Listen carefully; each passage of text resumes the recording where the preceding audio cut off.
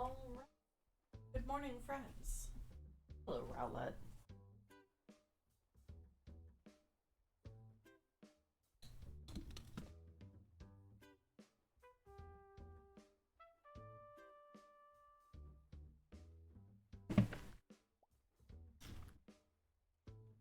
Good morning. Welcome back to Sunday.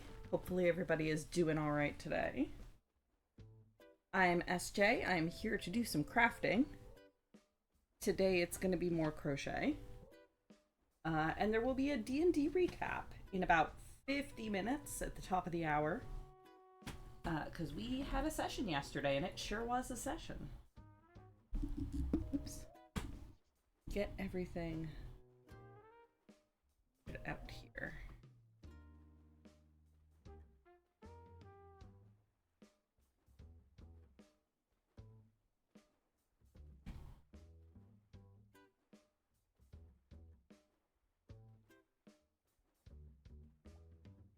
But hopefully everybody is having a good Sunday so far.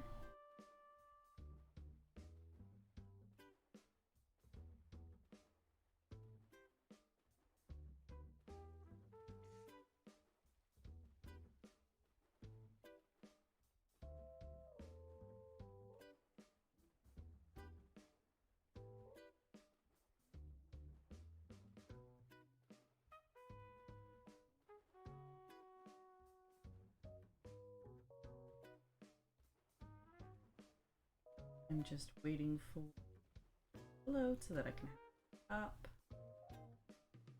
And then jump right in.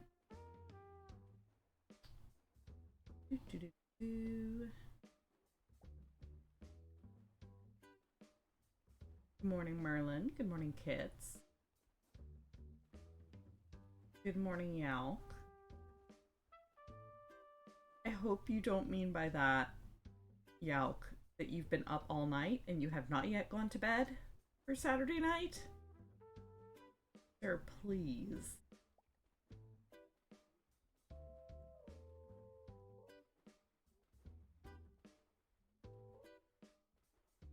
Hello, computer. There we go. Oh, good. Yay, Merlin, congrats. Merlin! Merlin! Merlin gifted 10 subs? Merlin, that raise was for you. You work hard. But thank you. My god. Ugh, I appreciate it. Thank you, thank you. Pattern up. There we go. There we go. Ugh, Merlin.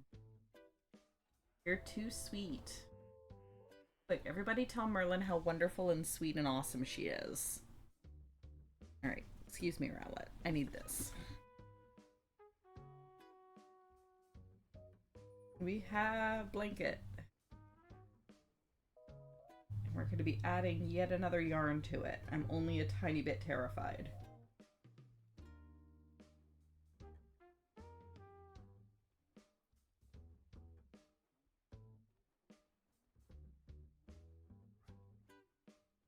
Alright. This camera in a good position? Yeah, not too bad. Okay. So I'm switching to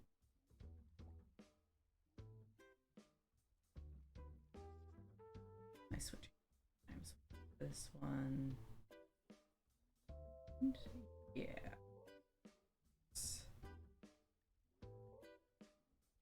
That's going to be 1, 2, 3, 4, 5.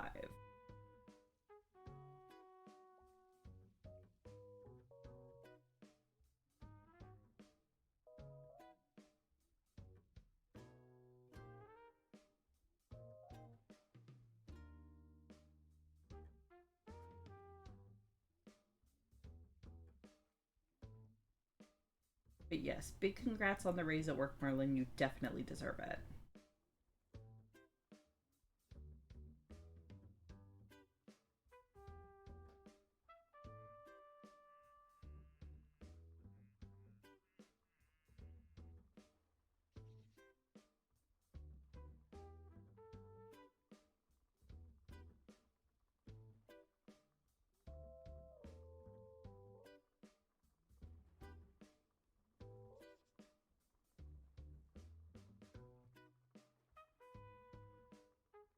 No, yeah, you mentioned that yesterday. The help you're supposed to be getting fell through. That sucks. Hang in there. I hope it gets better for you soon.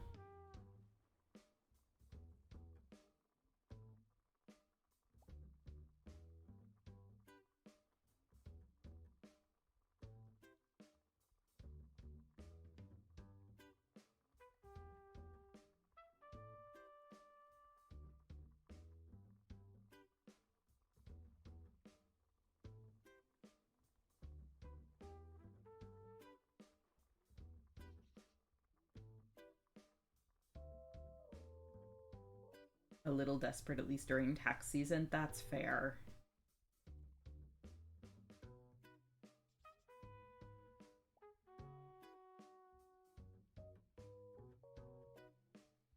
I have an aunt who's a tax accountant, so yeah, I get it.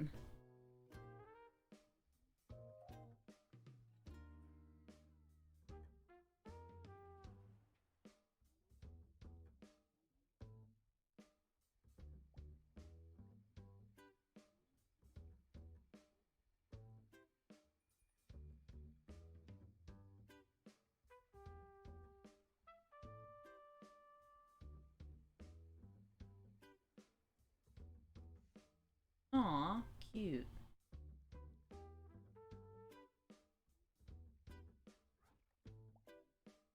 Thank you for the hype train. I do really, really appreciate it. Okay, so 1, 2, 3, 4, 5. Great.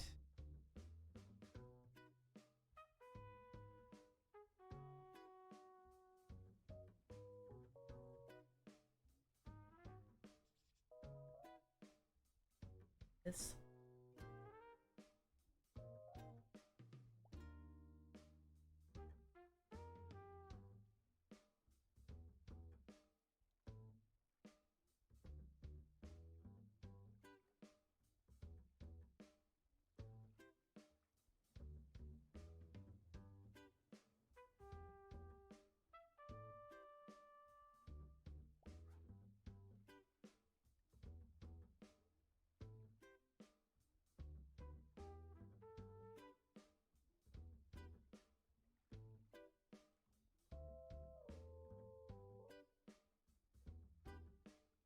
Pick my brain later for a crochet project you want to try? Absolutely.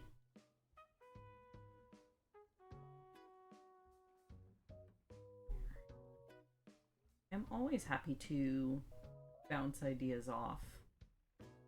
Or, I guess, have ideas bounced off.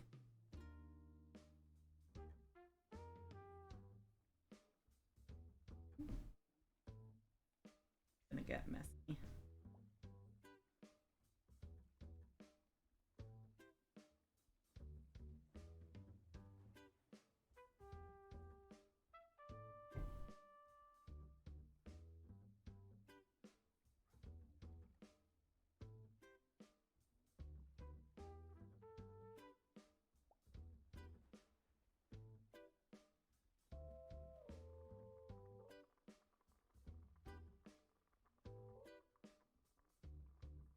Ooh, hand warmers. Oh, excellent. Those are actually one of my favorite things to make. They're so fun.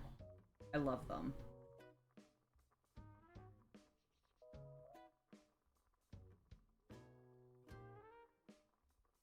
Granted, I do them probably not the way anyone else on the internet will ever tell you to do them. I just kind of figured out a pattern myself, but it works.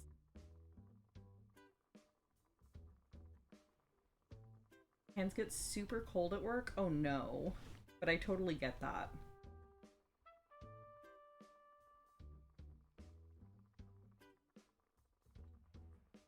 I do also occasionally need them at work. Not as much as I did. Goodness. Not as much as I did at my last job, but occasionally. Alright. Now. Now we get messy. That's 1, 3, 4, 5. Cool. Cool, cool, cool. Cool. Come here, yarn. Eh.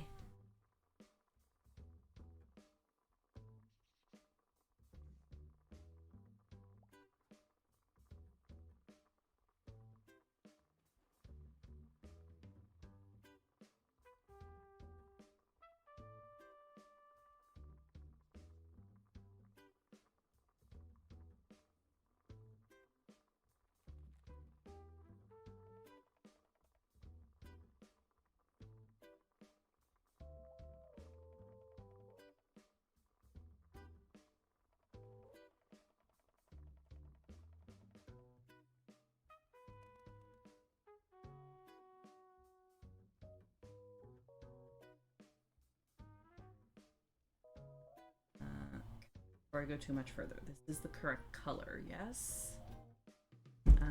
Yes. Color I'm using. Cool.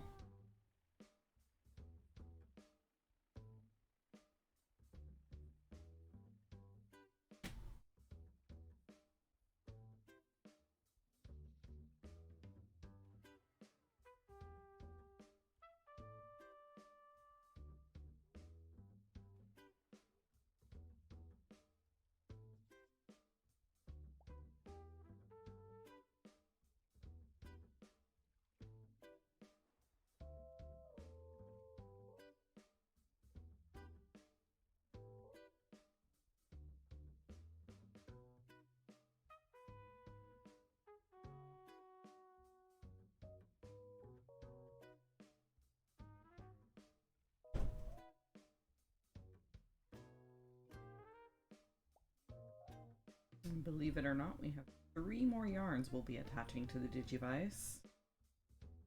Although by that point we'll actually be able to cut the black out. How is the copper cardigan coming? Not much progress from the last pictures I posted because I've been working on other things. But it's turning out really nice. I'm hoping I'll have enough yarn for it. It's going through the yarn faster than I thought it would. I may end up doing the sleeves in a different color, which is fine. I think that'll also turn out cool. I definitely have enough yarn for the main body. It's just a matter of if I also have enough for the sleeves, which I might not. But that's fine. Trying to figure out what complementary color I would want to do for the sleeve.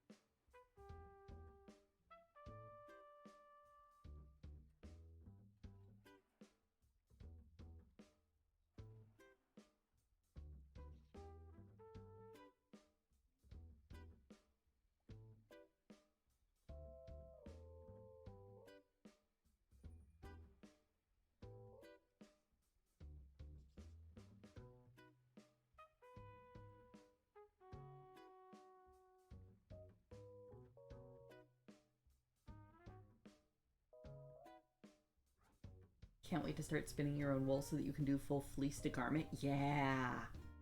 Man, that'll be so cool. I would love to be able to do that someday myself. But I just don't have that kind of time or resources at the moment. But yeah, that would be so cool. That's kind of the dream, right? Okay. Drop this.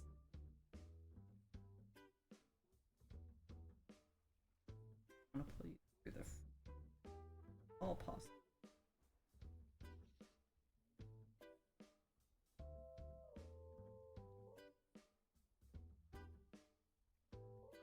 From.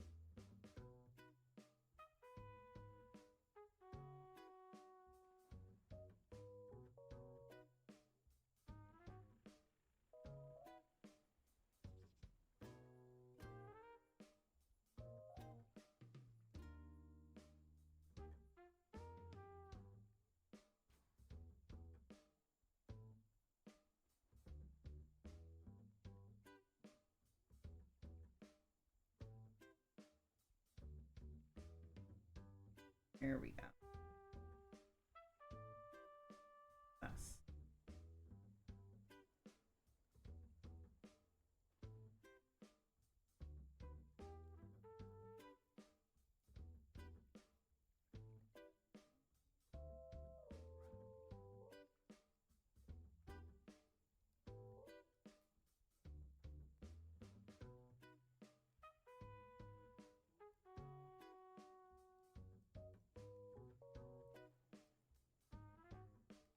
Yeah, thank you for stopping in the thanks. Merlin is incredibly kind and generous and is wonderful. So much yarn. Help.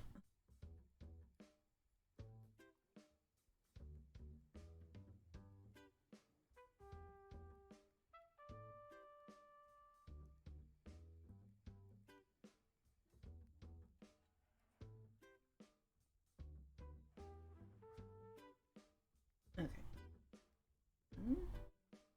I think I dropped that. Yes. Pattern marked. Don't lose my place.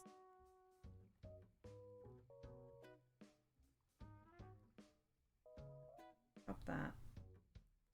3 more, and then we'll do a big untangling.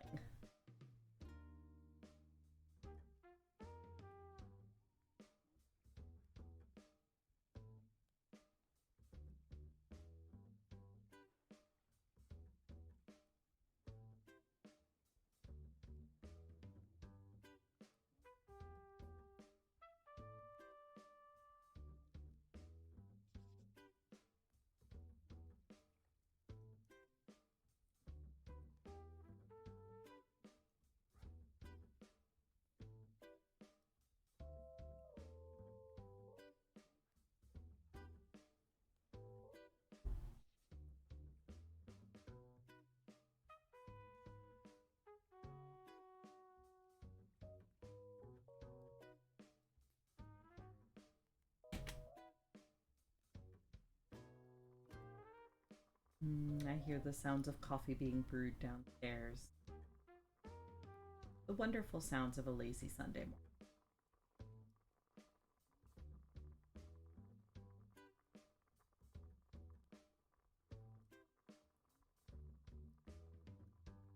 All right.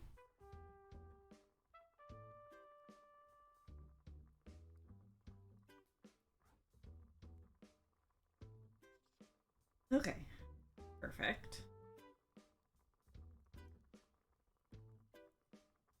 Now, oh, it's rainbow all the way over to the crest of reliability. Excellent.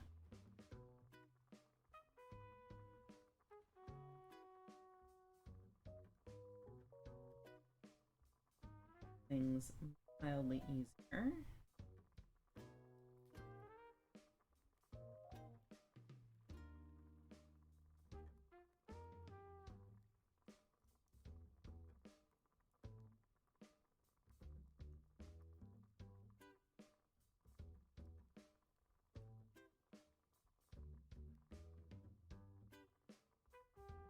Drop.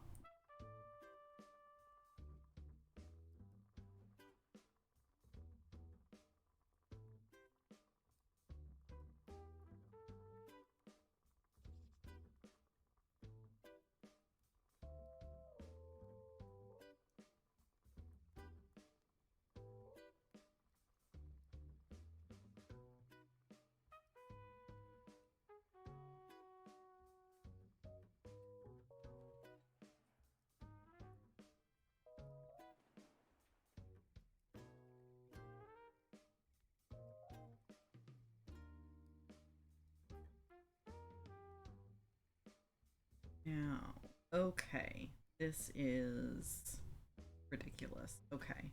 How do I start this? Start this with this one.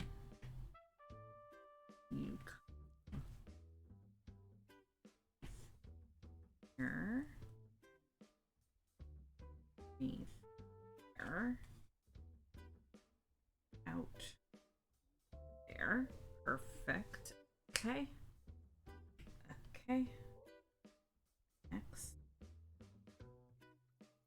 This one's fairly simple. I should. Hang on. I can get the camera to stay. Okay. You. Okay.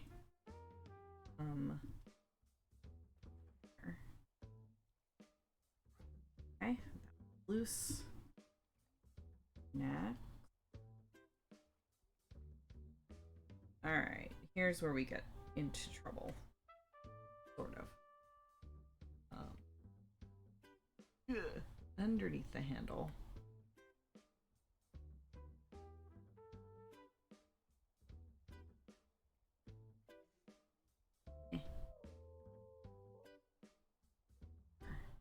Think.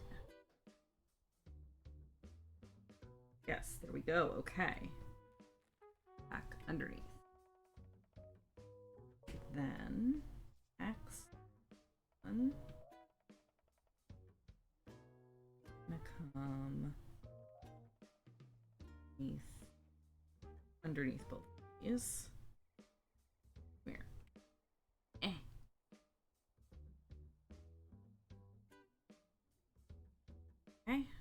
Good. And the rest of these are fine. Okay, cool. Excellent.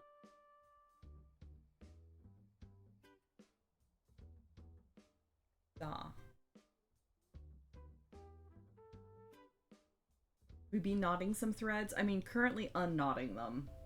But yeah. Knotting and unknotting. Artistically. Good morning, Randus. Welcome in.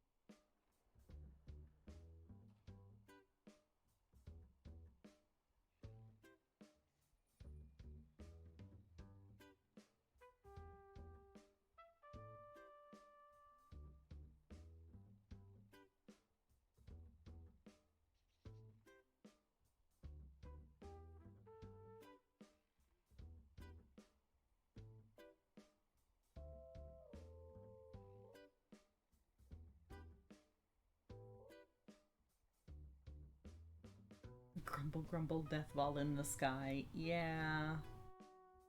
Fortunately, is in fact a necessary part of the cycle of life. For many creatures.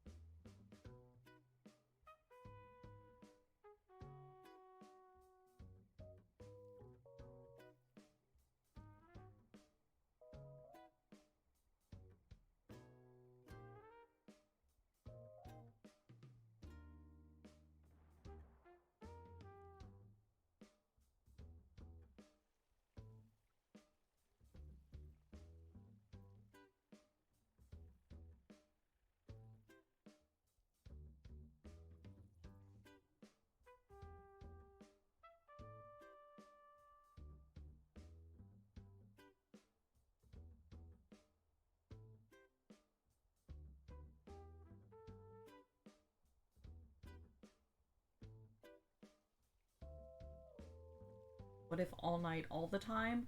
Very cold. Very, very cold. Do not want. Do not like the cold. Would be nice and dark, yes, but also very cold.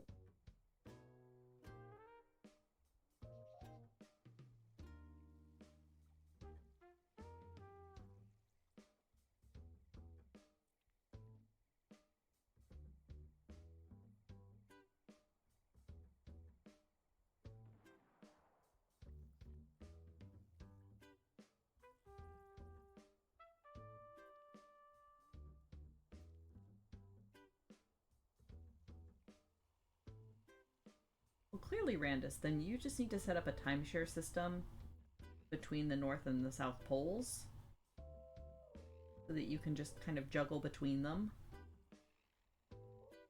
That fulfills your requirements, right? Sure, it requires arduous travel every 6 months or so, but that's probably fine.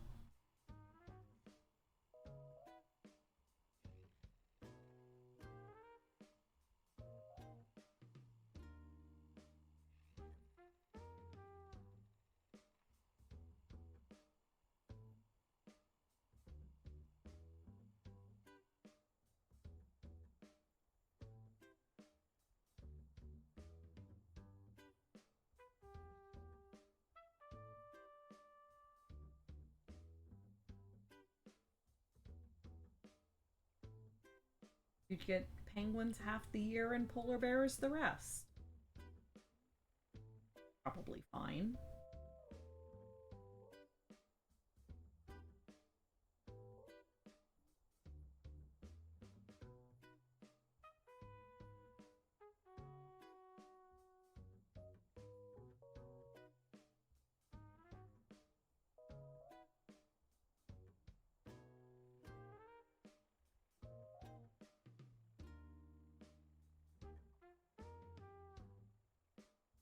Bless you, Kara. Heard a Kupo sneeze from downstairs.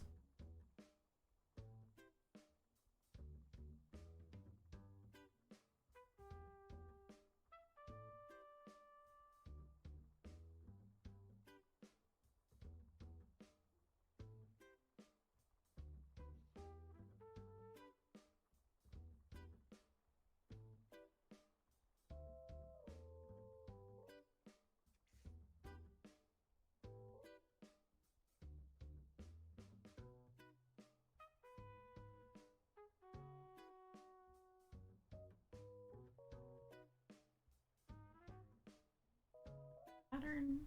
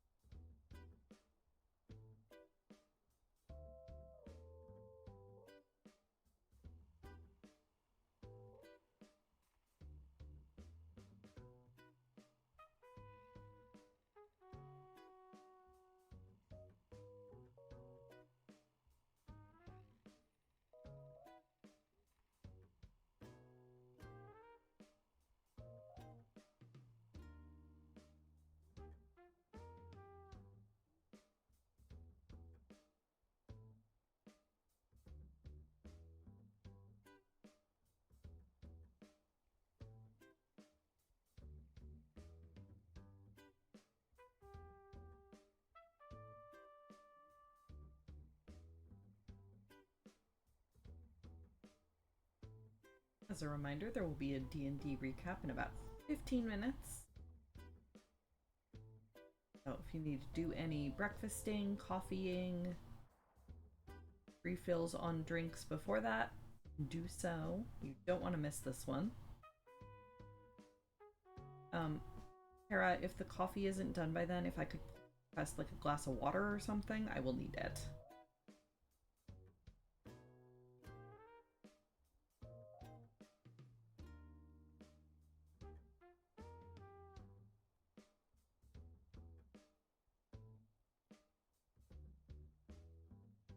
Sleeping? I mean, that's fair. You have 15 minutes to catch a quick cat nap. That is what you would like to do.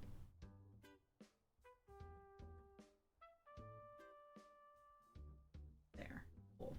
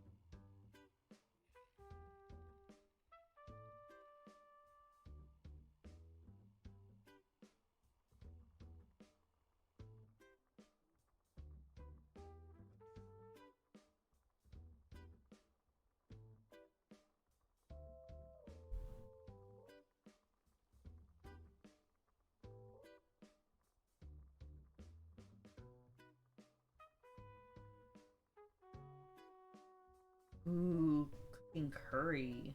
Curry sounds great.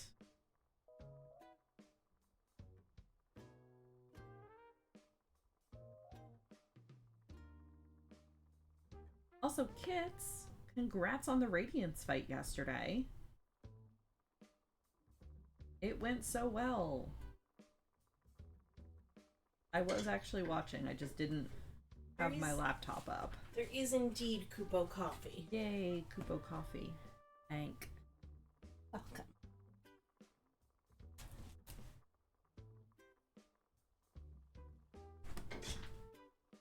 But yeah, Kits, that fight went so well. It was amazing. Ah!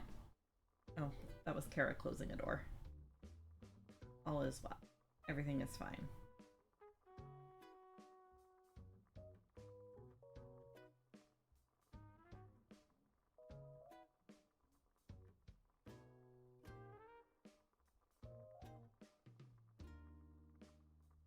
What are you gonna do now that you're done Hollow Knight?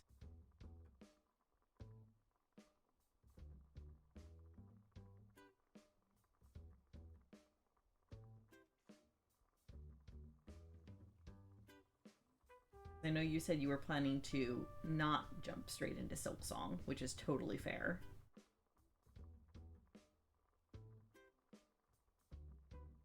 Play some Skyrim or maybe Project Hospital. Ooh, neat.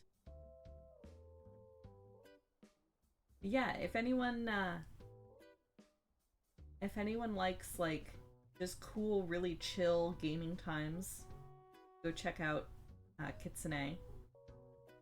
She streams Minecraft on Tuesdays, and then it has been Hollow Knight on Saturdays, but sounds like now it'll be something a little different for a while. But yeah, go check her out. She is cool and chill.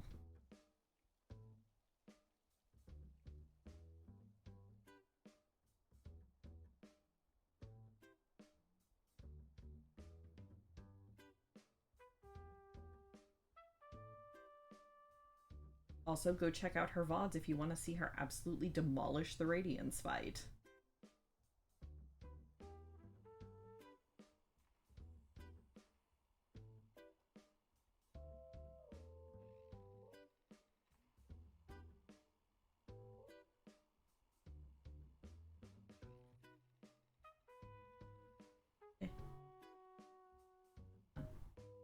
On yarn. There we go.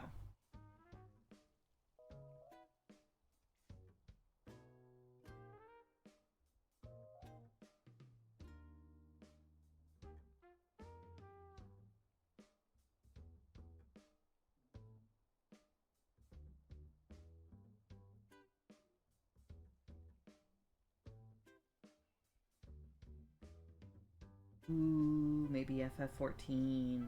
Also exciting.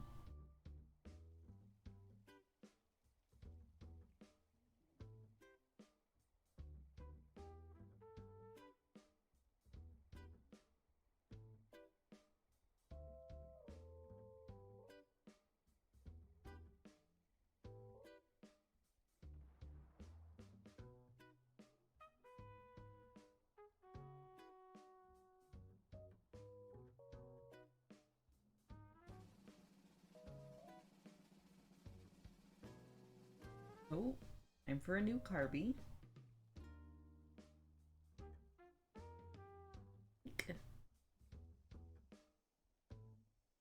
Get more pink.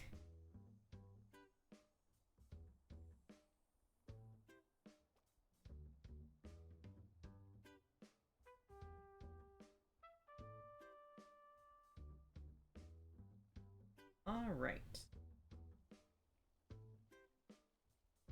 A row down. Love that.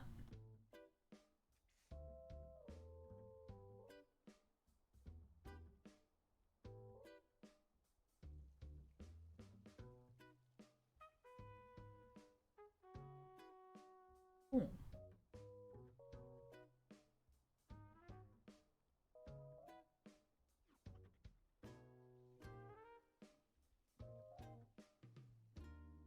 And now we do the typewriter return all the way back.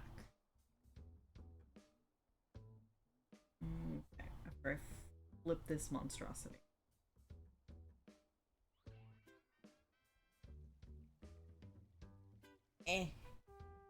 Oh god. Alright. It's fine.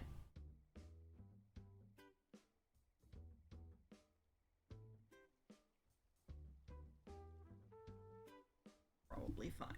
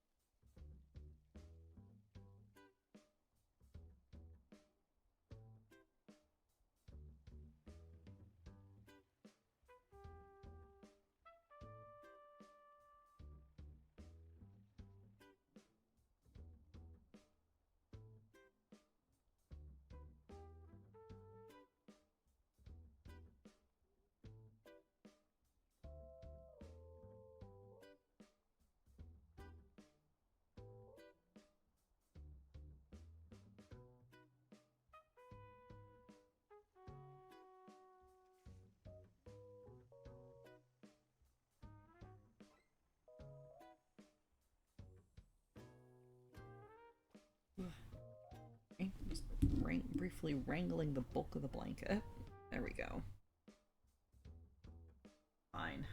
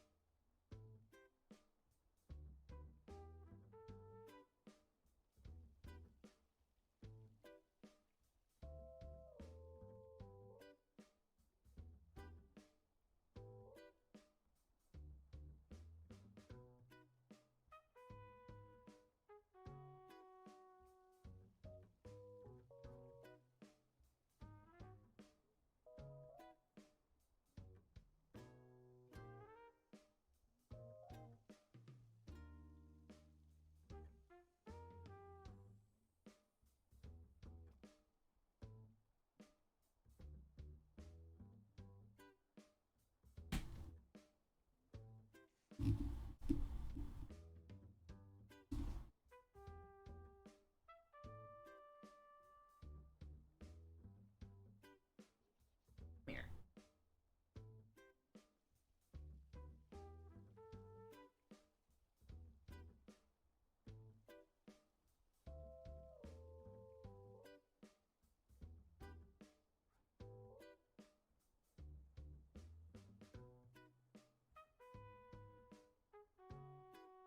That is very tasty coffee.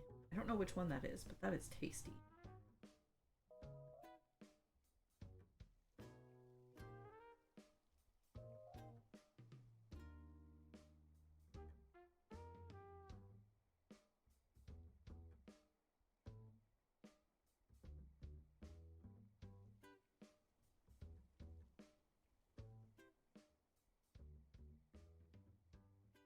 The Twix coffee. Interesting. It came out very tasty today.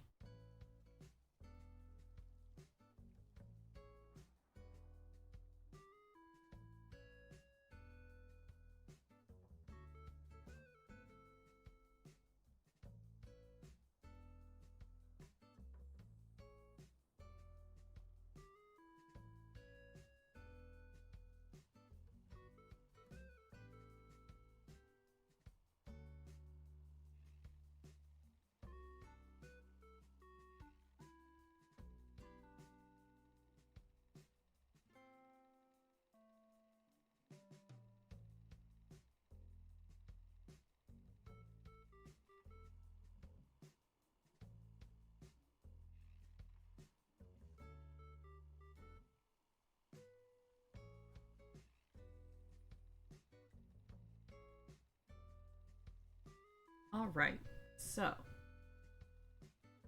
last time on the Adventures of the Platinum Dragoons. Let's see how out of date this command is.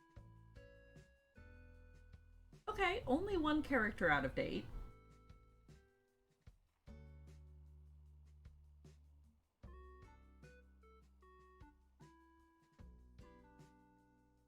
Only one character out of date. So Marcella has departed the party as of last session, and we now have Light back, who was one of the original characters of the party, and they had to leave for a while due to mitigating circumstances.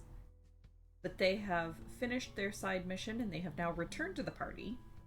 So rather than Marcella the human bard, we now have Light the Tabaxi monk. They, them. Played by Kite.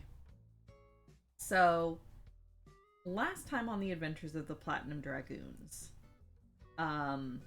we had made it back to Phandalin and reunited with Light, as I mentioned, and Marcella had departed, saying that she had been offered another job. And we made the determination that, okay, Cryovane is becoming a real problem. We've taken out the other two dragons that she was kind of allied is the wrong word, but we had taken out the other two dragons that she might have been able to call on for reinforcements that we know of. And so we're like, okay, and we know that she has the Chardelin Crown artifact that is causing her to age at a rapid rate. So the problem is, if we leave it for too much longer, she's just going to keep getting bigger and bigger and more dangerous and causing more and more problems. So we've kind of hit the point of like, okay, we have to take her out or we might not be able to. She's going to get completely out of our ability to handle. So we stocked up on supplies, bought up potions, bought winter clothes, since we are heading up into the cold and snowy mountains. And headed off into the cold and snowy mountains.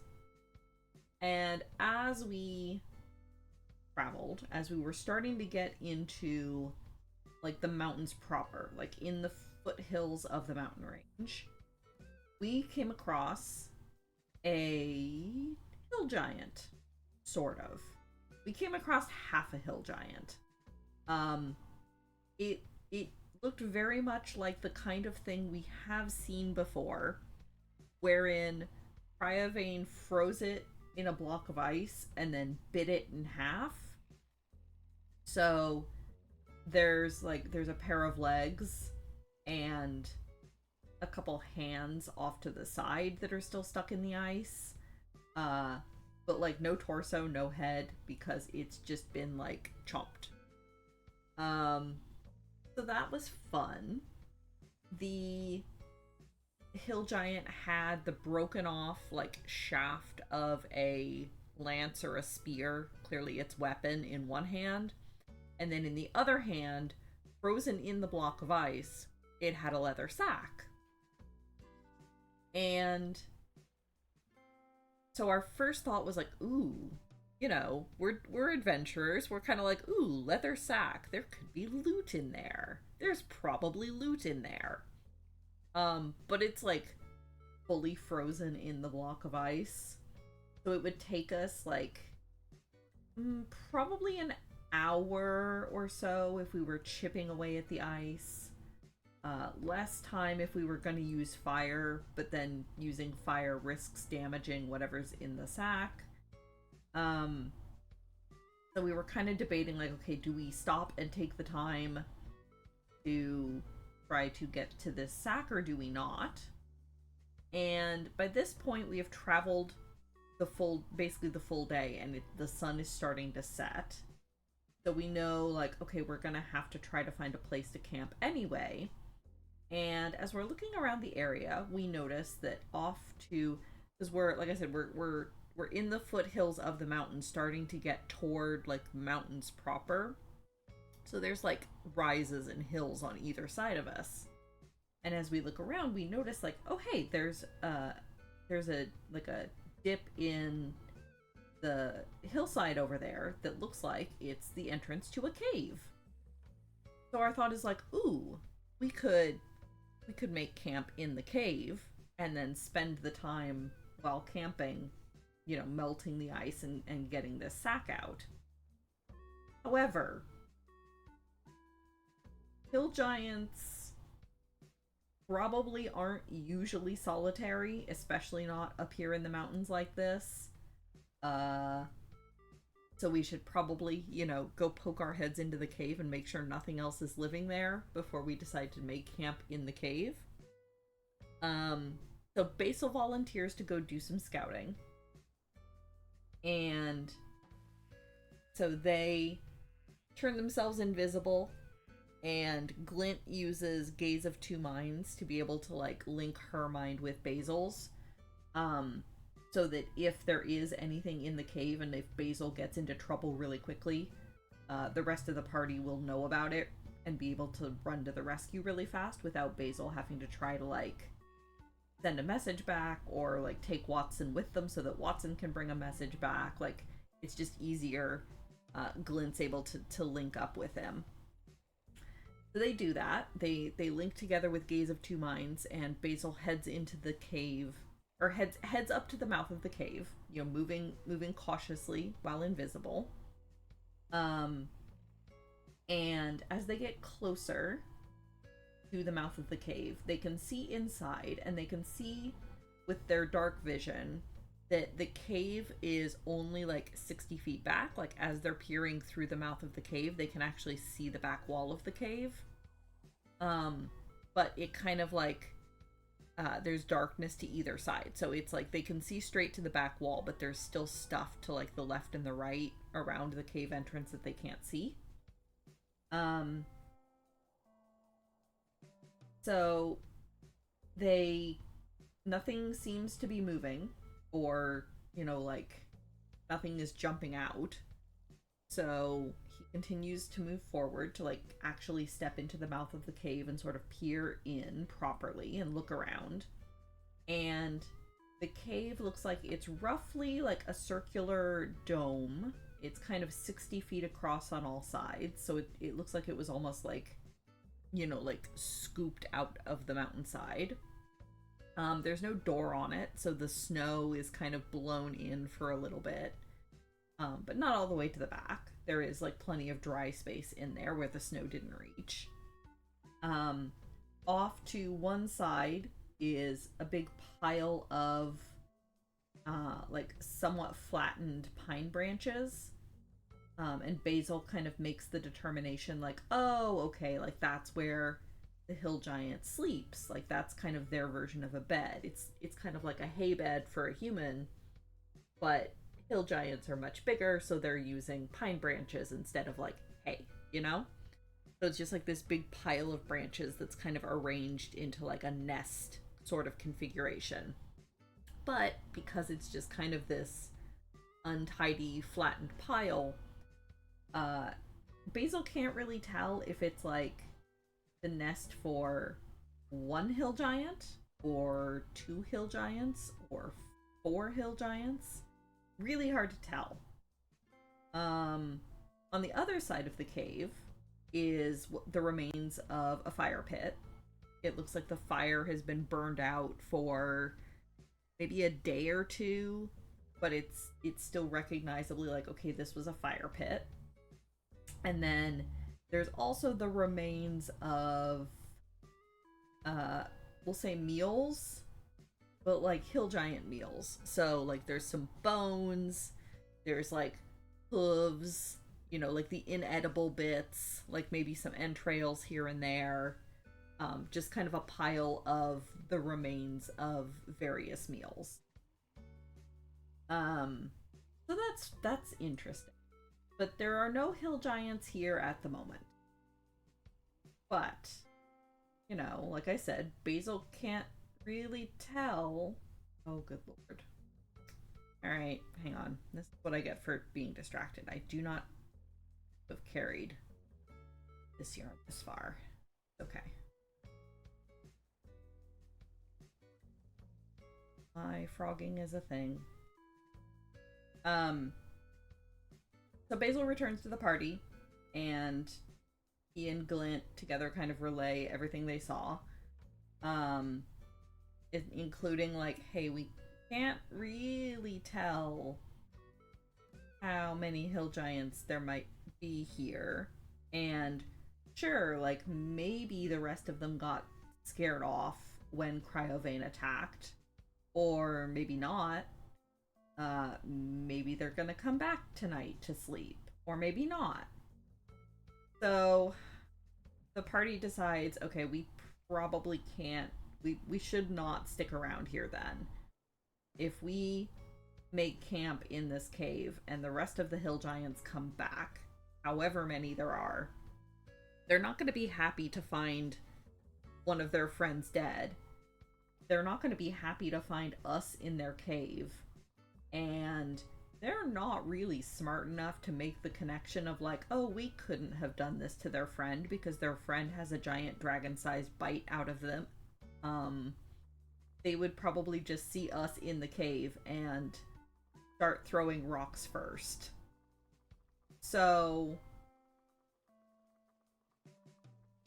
we decide let's not. Whatever's in that sack, we might be able to come back for it later. Glint puts like a little shiny star on her map so that maybe on our way back from fighting the dragon, we can stop by and see if it's still here. But otherwise we're like, you know what? No, let's not tempt fate.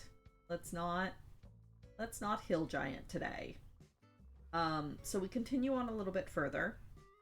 And as we're scouting around to look for a place to camp, we can tell that, oh yeah, there's hill giants in this area. Like, we're finding other tracks. We're finding, like, other definite signs of, oh yeah, hill giants. So probably a very good thing that we decided, you know, not to stick around in the cave. But we eventually find a little strand of pine trees that mercifully don't have any tracks around them. So we bed down there for the night. Take turns keeping watch, but nothing eventful happens over the course of the night.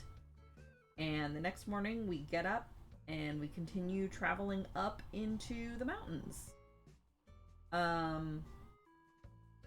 And Randus confirmed for us that yes, if we had slept in the cave, there was indeed a chance that the hill giants would have come back in the middle of the night and found us sleeping in their cave and not been happy about it.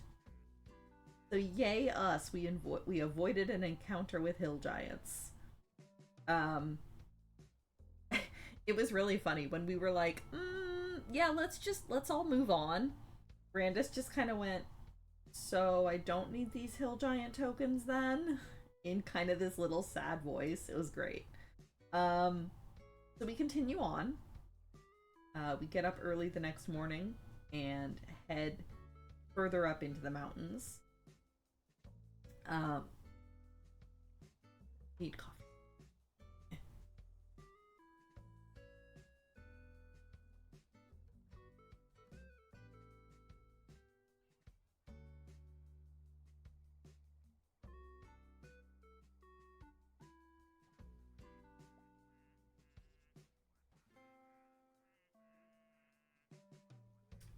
As we get higher up, we through the sort of mist and the fog sort of clears, and we can then see Icespire Peak. And perched on top, there's the fortress. It's an ancient fortress that was taken over by orcs and then was taken over by Cryovane. And the way that it is set up is there's two buildings. There's sort of a smaller building and then there's a larger building that are both kind of built on the mountainside. And the two buildings are completely separate, but connected by like a bridge between them. Oh yeah, the best token. That's true.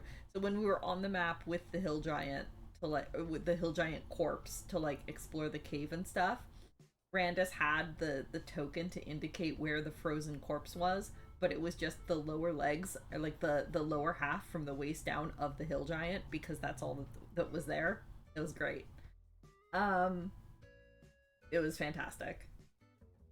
So there's like the smaller gatehouse, and then the larger like fortress proper itself, connected by a bridge. And there's one path, it looks like, to be able to approach this fortress by land. And it's a winding path, a winding, very narrow path. We're gonna have to go single file. And it sort of comes up and it sort of wraps around the gatehouse and then goes underneath the bridge and then goes inside. So you have to like go all the way around it, like and it like winds back and forth on its way up. So it's gonna be a pain to get to. Luckily I forgot one other thing.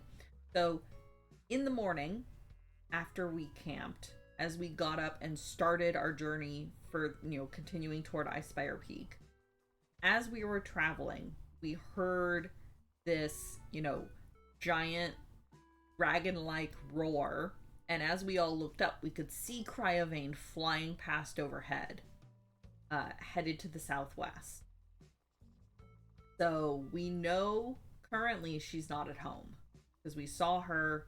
She was very high up. She was like flying at airplane height, like close enough that we could see her and tell that it was Cryovane, but way out of any of our range to like try to interact with her or attack or anything. Like she was way up there. But importantly, we saw her fly away. We have not seen her come back yet, so currently we know she's not at home. That is important. So we feel a little bit better approaching this structure. Like we know, hopefully, unless she decides that she's gonna return while we're in the middle of going up this path, we know that we're not gonna get like old bombed on our way up, theoretically. However, we are still worried about, we don't know if there's kobolds in there. We don't know if she's got other like members of the dragon cult that might be serving her in there. Like we honestly have no idea. So we're trying to be a bit cautious and stealthy as we approach. Light, because of their monk abilities, is able to just kind of Legolas it and walk on the snow and go off the path without too much difficulty. So they start sort of scouting, being our forward scout and ranging ahead of the rest of us as the rest of us follow along the actual path. Bram is very pleased that he faced his fears and got his shoes put on, because they are already being helpful.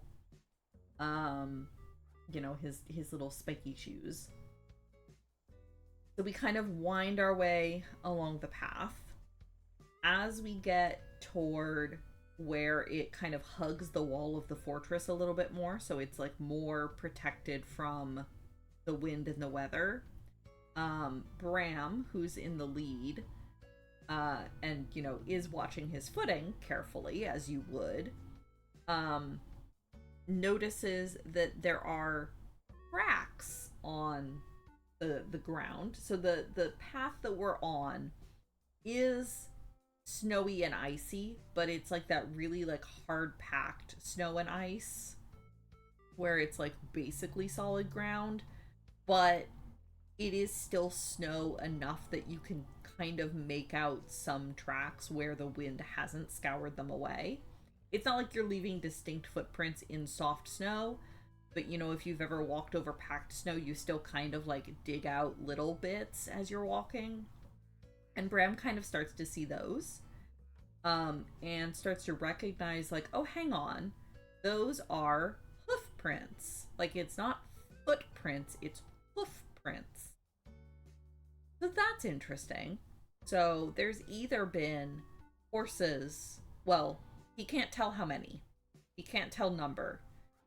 He can't tell if it was a single individual or if it was more than one. but there has been some kind of horse or possibly centaur come up here, not recently, but like the tracks are still here, so like probably in the last month-ish or so. It's hard to tell. But at some point in the recent-ish past, something with hooves has already traversed this path, which is very interesting. So Light had noticed the same thing and kind of paused to wait for Bram and the rest of the party to catch up. I keep saying Bram because, again, the party is having to travel in a single file, and Bram's the one in the lead. So Bram's kind of the first one to catch up with Light. And Light points out the hoof prints as well, because they had noticed them as well. And is like, well, it looks like the Stone Cold Reavers were here. And to remind, as a refresher, since it's been a while since they were mentioned, we heard about the Stone Cold Reavers all the way back when we visited Neverwinter. And we heard about them from a shopkeeper who was like, yeah, there was this group of adventurers that came in, bought out my entire stock of healing potions, because they said they were going to go take on the dragon, because, as a reminder, the mayor of Neverwinter has put out a very generous reward for anyone that can kill the dragon. So this group of adventurers had basically been talking big talk about how they were going to go and slay the dragon and collect this reward. So they had bought out this entire stock of healing potions. King of Neverwinter, correct. Thank you. We had heard about them again from Xanth, the centaur that we encountered and helped out in the Neverwinter woods. He had also encountered them on the trail, and they had basically told him that they didn't have time to stop and help him because they were on their way to slay a dragon. And he mentioned that they seemed, kind of all bark and no bite. They were talking big game, but Xanth wasn't terribly impressed by them, was kind of the impression that we got. And at some point we did learn that the name of the leader was Selena Moonwalker, and we were told very explicitly, like, she's a noble's kid. She's a rich girl playing at being an adventurer. But we do know, and we didn't know anything else about the composition of the group beyond just her. But, Xanth wasn't terribly impressed by them. And last we knew, they were indeed headed for Icespire Peak. So, it stands to reason they might have horses. So Light kind of makes the astute assumption, like, hey, there's hoof prints here. We don't know of anyone else that was planning to come up here. Maybe it's them? So we kind of put a pin in that and continue along the path. Light decides, okay, we're approaching the point where, like, the path will, like, curve around the edge, like the very not the edge, but like the side of the smaller building, the gatehouse. So Light's like, you know what, we should scout a little bit more thoroughly.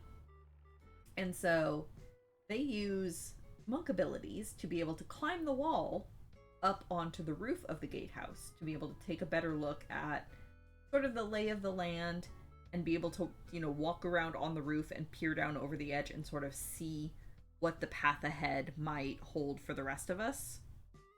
So they do that. They kind of walk around, poke their head over the edge to look down.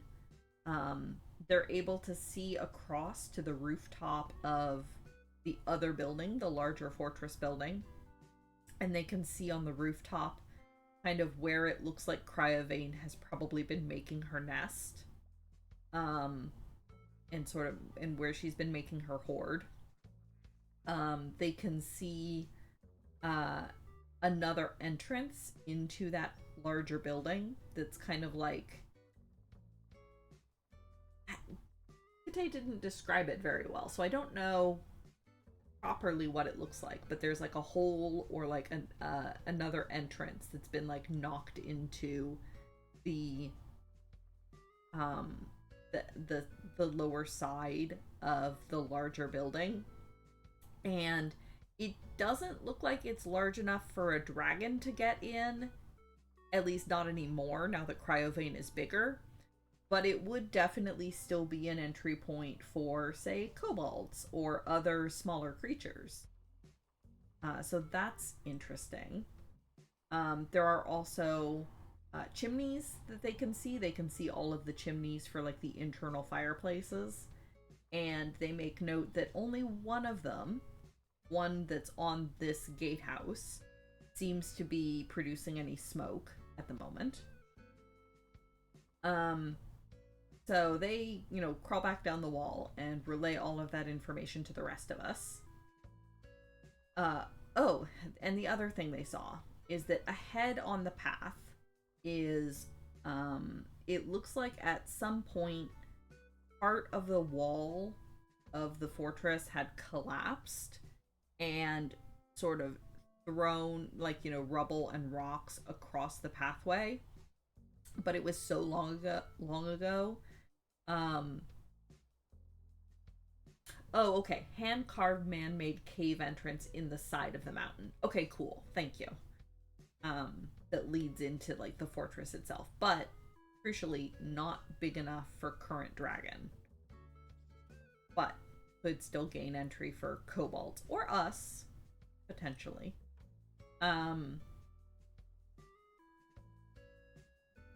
Oh, yes. So it looks like at some point something had happened and some of the side wall of the gatehouse had collapsed across the path, but it was long ago, and all of that rubble, it's not like loose rubble, it's like frozen and just kind of become part of the terrain. So there is like 20 feet or so of 25 feet of more difficult terrain where the path itself is like sloped and like full of like boulders and rocks and uneven places and ice. That's fun. So Light returns to the party and kind of relays all this. We have a little bit of a debate of like, okay, well, how do we want to handle this? And we eventually determined that Glint is going to cast Pass Without a Trace, which means we won't be leaving any tracks, and we're going to move stealthily and quietly, and everybody rolls real well on their stealth, even Bram, because of Pass Without a Trace, and we're being so stealthy as we move forward. So we reach that area of uneven ground, and Light goes first to try to like pick their way across this uneven ground. Unfortunately, they do not make their acrobatics roll to try to get across this treacherous ground. And they kind of slide down off the path. Of course, it's Light, so it's fine. No harm done. And they kind of just like brush themselves off and go, huh, that's very slippery. Everybody else be careful. That's slippery. And then they kind of scramble their way around to well, first what they do is they pull out the rope of climbing, Rope Chan the Third. And they hand one end to Glint, who's still on our side of the treacherous ground. And then Light sort of scampers their way across to the other side, and the rope of climbing becomes a horizontal sort of handhold to help the rest of us get across. And with that help, the rest of us do indeed get across the treacherous ground with no harm done. We kind of regroup on the other side. I assume we retrieve Rope Chan the third, because I can't imagine that Kite wouldn't. Come on, Yarn. There we go. Oh, good. Internal knot. Love those. Fine. Everything is. Yeah, I assume Kite retrieves the rope, because it seems silly to leave it there when we might need it later. We can always restring it on our way back if we end up coming back this way. Okay, hold on. I need...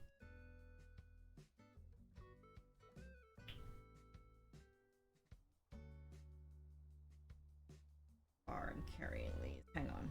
I need to pause and count something.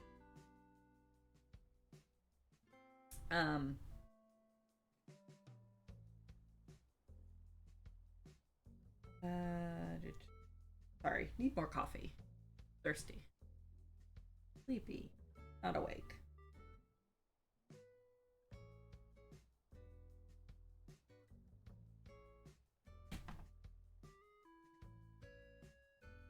So we continue around following the path, pass underneath the bridge that connects the two buildings together, and reach the door of this smaller gatehouse. I keep saying gatehouse, but it is in fact a full building. It's just smaller than the other building. As we reach the door, Basil steps up to the front so that he can check it for traps. He can kind of make sure it's, try to pick the lock if it's locked. Turns out it is not locked. It does not appear to be trapped. So they carefully open the door and are greeted with the sound of like a little and they kind of go, huh? And as they poke their head in, they see a stables. This lower room as we walk in is clearly a stables. There's 5 stalls along one side, and in the first 2 are horses that kind of stick their head out and kind of blink at Basil the way that horses do. The third stall has a horse in it. The horse is no longer alive. The horse is no longer whole. I should mention that the first 2 horses, the 2 that are still alive, definitely look like they've seen better days. Like they're emaciated, they're real skinny. It looks like they've been here for probably at least several weeks, but haven't had a whole lot to eat. They're sad horses. The horse in the third stall is no longer alive and no longer whole. It's pretty clearly being butchered for food. It's like kind of half disassembled. The fourth stall has just like the remains of a horse. Like it's got the hooves, it's got like, probably the head, where, the tail and the hair, and just like the bits and pieces that couldn't be eaten, the bones and everything. And then the fifth stall is, for lack of a better term, the bathroom. It's kind of where all of the waste has been deposited. If that makes sense. So Basil kind of wrinkles their nose a bit, but is like, okay, well, nothing's jumping out at us. Nothing is trying to eat us. Clearly something's trying to eat these poor horses, but not at the moment. So he kind of motions for everybody else to come inside. And we're kind of like, huh, oh, these poor horses. We should probably try to bring them with us when we leave if we can. These poor things. So Light closes the door quietly behind us. Meanwhile, Basil moves forward to kind of investigate the rest of the building. As they poke their nose through the door at the end of the stables, they find like basically a little hallway that has like 4 doors off of it. So they start making their way around to kind of check each door for traps. Check each one for being locked. The first one we try is right across the hallway from the entrance from the stables. And as Basil listens at the door, he can hear like the pop and the crackle of like wet wood being burned from the other side of that door. Not like immediately on the other side of that door, but somewhere on the other side of that door. And so we kind of make the assumption that, okay, the smokestack that Light saw on the roof that actually had smoke coming out of it, it makes sense that the fireplace for that one would be in this direction. So, okay, yes, that all makes sense. That's probably this fireplace. And we kind of assume, like, okay, if there's people here, they're probably going to be in the same room as the fire. But we also don't really want to go up the stair. So, and when Basil opens the door, there is in fact a staircase that leads straight up. We don't really want to go upstairs and leave these closed doors behind us that might for some reason spawn a kobold ambush behind us when we're bottlenecked on the staircase. We don't know. We're expecting kobolds at some point. So we decide we need to, like, at least open these other 3 doors, clear them, make sure everything is good and empty before we start moving up the stairs. So we do that. One of them is a storeroom. There's, like, but extremely, like, old. Like, the stuff is half rotten. The, like, barrels and boxes are literally falling apart because the wood is just, like, getting eaten alive by, like, rot. One of the doors leads to a extremely old blacksmith's forge. There's, like, tools laying around. There's an anvil in front of a very large fireplace that looks like it hasn't been lit in a long time. There's the remains of bellows, but they're like all rotten out into just like tatters. All of the tools are like rusted and disintegrated. Like literally the only thing that could be salvaged out of this entire workshop is probably the anvil. Everything else is just like so old that it's completely like disintegrated. And then the last door, when we open it up, turns out to be it looks like a bunk room of some kind. There's 4 like straw pallets that have seen better days, but look, they're fine. Like little straw beds, and beside each one of them is a pack. And the packs also look like they've kind of been here for a while. When Basil pokes his head in, something glittering, like gleaming on one of them catches his eye, so he goes over to poke it, and it turns out to be a hunting knife that's like strapped to the side of one of the packs. And the hunting knife is still in really good shape. So Basil's like, oh, thank you, yoink. Takes that for himself. We kind of have a brief debate about, okay, do we want to like go through all of these packs and like maybe try to find some clues about like who owned them or like what happened or who we're gonna find upstairs, because we're still kind of thinking like, oh no, kobolds.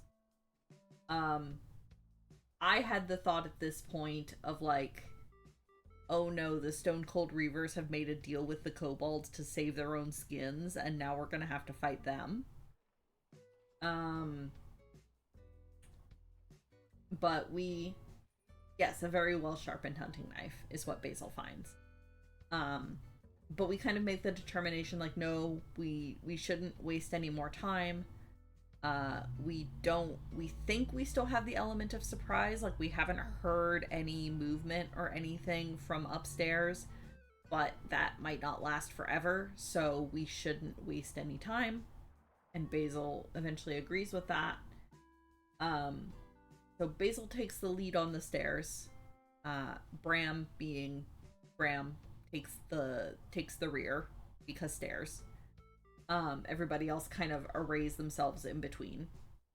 And Basil heads upstairs, still kind of moving stealthily, cautiously, to kind of peek into the room at the top of the stairs.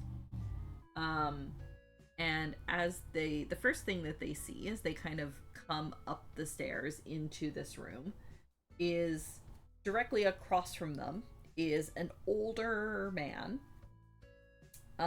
who's sitting on the floor, just kind of slumped back against the wall, looking really relaxed. But as Basil comes in, Basil rolls a oh yes, so the other thing downstairs in the bunk room, for lack of a better term, is there was a whole pile of empty potion bottles. Like a ton of them, like a bunch.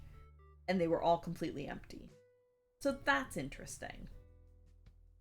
So anyway, as Basil comes upstairs into sort of what we find out is sort of the main sitting room of this gatehouse, sees a man sitting against the wall, feet kicked out in front of him, head leaned back, like totally relaxed. Except Basil's, perception and insight is high enough that Basil can immediately tell, like, oh, this guy is actually not relaxed at all. He's like pretending to be relaxed, but he's like actually totally aware of everything that's going on and totally aware of Basil. And Basil kind of makes the connection of like, oh, right, they totally knew we were here. They totally knew we were coming up here. They have for a while. And in fact, now that we're up here, we can see that there are windows that overlook the path that we were just walking up. So like they've been watching us the entire time as we like picked our way along this path. And in fact, one of the other party members is standing over by the window, just kind of gazing out at where we would have been walking. She is tall, kind of athletic build with bright red hair. There's another woman that is crouched in front of the fireplace and on first glance looks like she's kind of poking the fire with something, but on closer inspection, the thing that she's poking the fire with is in fact a femur, and she's roasting meat. Like that's what she's trying to do. She is much more muscular and has darker hair. And then the last party member is leaning back against the wall. This one is male. And he's like super muscular, like super burly, wide shoulders, big arms, definitely like a strength based. Looks like a barbarian, may not necessarily actually be a barbarian, but like that's kind of the look that he has. As far as like, big muscles punch thing. And all of them are like very clearly aware of Basil. So as soon as Basil realizes like, oh, they knew we were coming, he drops the stealthy act and just kind of straightens up and kind of shrugs and just walks into the room. And at that, the old man that's kind of sitting in the corner just looks up for the first time and kind of nods at him, finally, acknowledges him. The rest of us kind of start coming up the stairs behind them, kind of trying to file in, but this room isn't super big. And the redhead woman kind of turns away from the window as we start coming in and is just like, well, another party come to feed themselves to the dragon, basically. And Basil's like, excuse me? And she's like, yeah, well, you're welcome to try, but you know, if you fancy, you know, we won't mourn you when you feed yourselves to the dragon, essentially. Um, and I'm trying to figure out how I even want to relay this conversation because it was so good in the moment, and there's no way I can do it justice in like properly relaying everything that was said.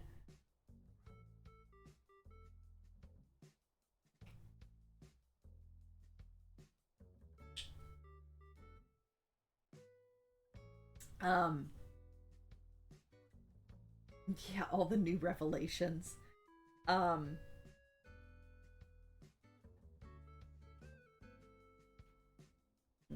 trying to think exactly how this started. Because Balar puts his foot in his mouth, but I'm trying to remember exactly what stoked that off.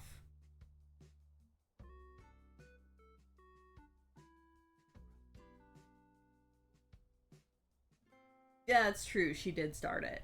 But yeah, so we kind of express it like, oh yeah, we're here. We are here to fight the dragon. We will win. Uh, Glint is very adamant of like, no, we will fight the dragon. I've got beef with her. She took my friend's leg, and I am going to put her in the ground for it. Uh, and the other woman that we find out is Selena, the leader of the Stone Cold Reavers. She's not super impressed. She's just kind of like, uh-huh, sure you are. And she's kind of giving us all a once over and seems to like zero in on Phalar. And it's kind of like, well, you know, if you do manage to fight, you know, if you do manage to survive, maybe I'd give you 12 hours. And Phalar just kind of goes, for what? At which point Glint and Basil both basically facepalm. Like, Phalar, you idiot. And Glint is even like, I'll take his 12 hours if he doesn't want them. Yeah, because we were mentioning like we've killed 2 dragons already. And so she tells Phalar, I'll tell you what, elf boy, if you win, I'll give you 12 hours. Exactly. And Phalar goes, for what? Because I will say that in Phalar's defense, he's still thinking like these guys might be a threat, and so his mindset is like she's threatening us and saying like I'll give you a 12-hour head start before I hunt you down kind of thing. That is not what she meant at all. Which the rest of us picked up on. And Glint was like, I'll take his 12 hours if he doesn't want them. Um, at which point Bram is like mildly scandalized of like, Glint! Like, oh god, Glint fucks? I didn't know that. Yeah, Phalar fails the charisma check. Exactly. But yeah, it's entertaining.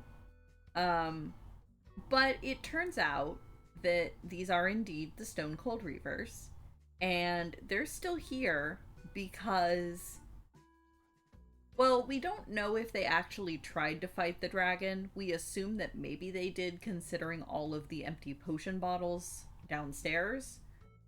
But at some point, they possibly ran away. And they've been kind of holed up here ever since. And Selena even says, we would have left, but, you know, we need to save face. So essentially, because they were talking big game about we're gonna go kill the dragon, they're unwilling to go back, having not killed the dragon. So they've just kind of been staying here, waiting to see if, in their own words, if another party could come along and do enough damage, that maybe then the Stone Cold Reavers could come in and clean up their mess. Or, you know, if we do kill the dragon, then maybe, you know, they can at least say, oh, well, we arrived too late, dragon was already dead, and not have to admit that they ran away from the dragon. Or were too frightened to fight the dragon. And I forget exactly who in our party, but I think it was either Glint or Basil points out, like, So what's your plan? You're just gonna starve to death here when you run out of horses? And Selena just kind of shrugs and she's like, maybe we starve to death, but then at least we won't be known as cowards. Um, so that's a thing.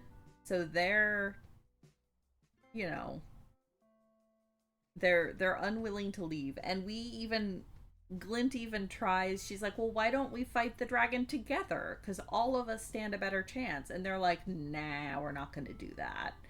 You guys are welcome to go fight the dragon if you want to, and if you manage to kill her, more power to you, but nah, we're not going to help. And they also make some comments that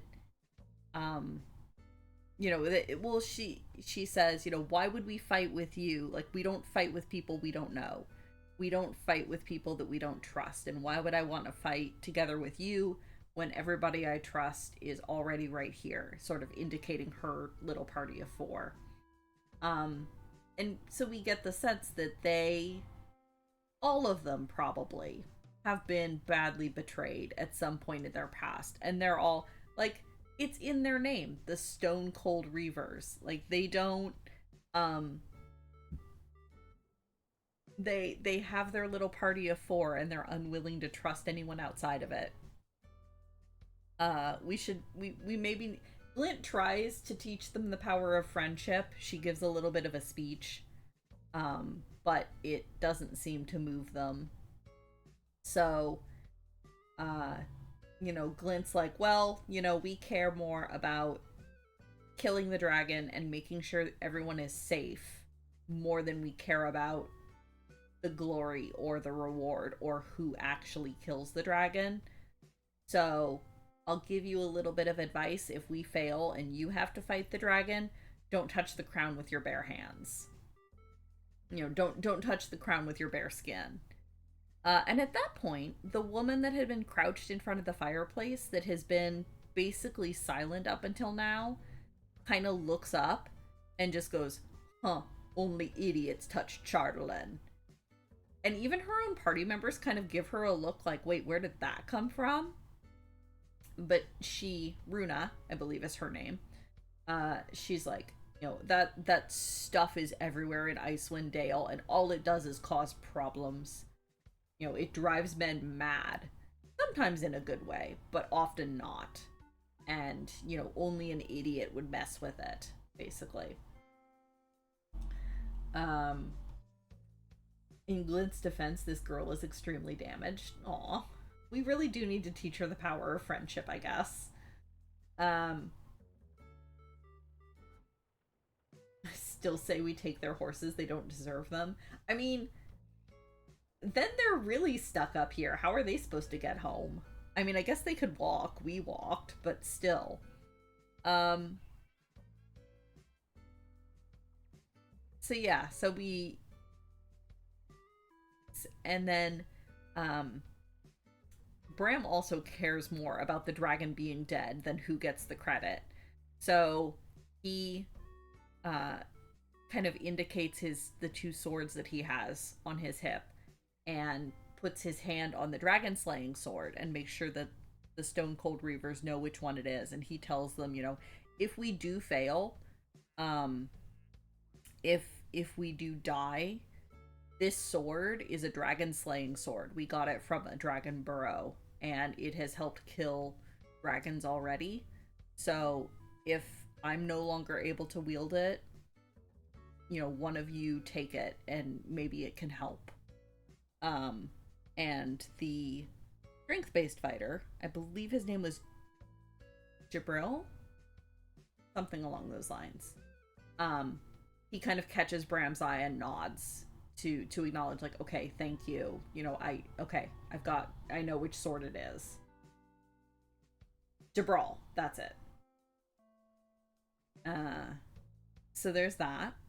And so then at that, we kind of all start moving out onto the bridge to go investigate Cryovane's lair. Oh, the other thing is, Phalar even asked, like, have you seen any of the other dragons, any dragon minions around, like any kobolds or anything?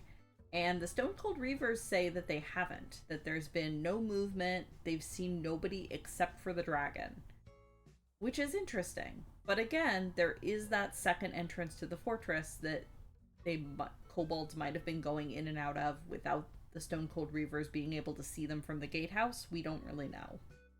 But they haven't seen anyone, which is interesting. So there's that.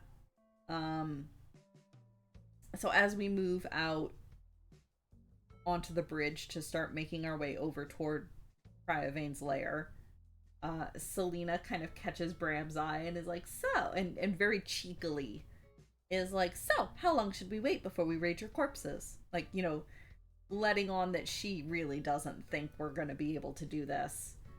But Bram's just kind of like, if you see the dragon fly away again and you think that it's safe, go for it. Because in Bram's mind, if the dragon comes back and then leaves again, it means that we've failed. So yeah, so we close the doors and are on the bridge to head over to Cryovane's lair, and that's where we called the session. So next session, we'll be heading into Cryovane's lair, seeing if there's anybody else around. If there is, that'll probably be a fight. If there's not, we'll have to see if we can, I don't know, set an ambush for a dragon and then go from there. But yeah, it was a fun session. It was an interesting session. I was not expecting to run into the Stone Cold Reaver still alive. That's really interesting to me. Oh, they did give us a warning. They told us, you know, don't touch the treasure. But they didn't tell us why. Glint even asked, like, oh, is it cursed? And they just kind of gave her a look and didn't answer. So that's interesting. It could be that it could be that the treasure is cursed or otherwise like trapped or something. It could be that the Stone Cold Reavers just want the treasure for themselves, and so they're trying to like scare us into not taking any of it. Or it could be something else. My personal theory is that Cryovane still has the maturity of a much younger dragon than she physically is. So my theory is that anyone touches the treasure is going to set off basically a temper tantrum, because that treasure is hers. But yeah, we don't know. That's something we'll have to figure out. Whether by touching the treasure and seeing what happens, or just not. Yeah, that's my thought, is that maybe the treasure is the enrage button. But we don't know. The other interesting thing is that the Stone Cold Reavers implied that there have been other groups of adventurers that have come up to try to slay the dragon between the time of when they got here and when we got here. The only other adventurers we've heard of are them. That doesn't mean that there haven't been others. I just find it interesting that we haven't heard tale of any others. So that'll be interesting. We may find remains walking into the lair. Maybe those remains will have interesting items on them. I don't know. We'll have to find out. Yeah, jerk boss mode, where an enraged boss suddenly gets 3 times its usual moves per turn. Oh, that would suck. Yeah, no, my thought is we do not touch the treasure. Like, we just take the Reaver's warning at face value. If it's because they're greedy and they just want the treasure for themselves, that's fine. I don't care. And we can always investigate the treasure more thoroughly once the dragon is dead. I don't want to risk it and touch the treasure before we have more of an idea. I was wondering if I picked up on that or not. Oh, yeah, the fact that they mentioned other adventuring parties that we haven't heard of. Yeah, that's very interesting to me. Like, it would make sense that there would be other adventurers around that are like, oh shit, dragon, let's go try to kill it. But again, especially since we've been to Neverwinter, we've been to, like, Phandalin is the nearest town. Are there... Okay, here's a question, Randus, just because I don't know exactly the layout of Faerun. Icespire Peak is fairly close to Phandalin, as far as the map is concerned. It's like 2-3 days travel. Our map cuts off, like, on the other... Is there anything, like, on the other side of Icespire Peak that would be equally close? Like, I don't know how far away Triboar is. Like, is there another town kind of on the other side that might also have adventurers drawn to Icespire Peak? Or is it, like, just Phandalin? I'm trying to figure out how weird it is that we haven't heard of other adventuring parties or run into other adventuring parties if they're all trying to fight the dragon.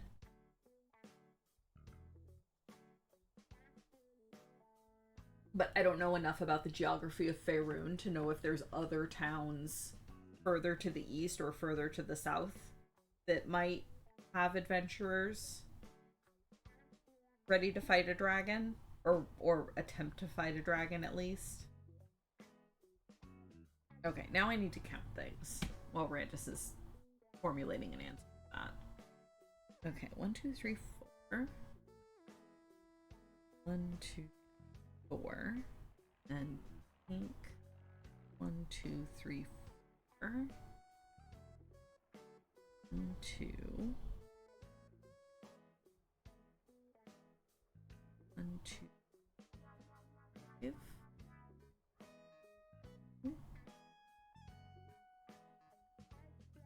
2, 3.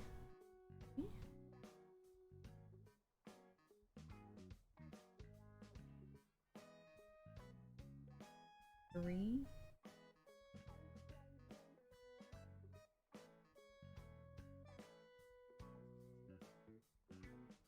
Let's count something. Uh-oh. 3. 2, 4. 1, 2.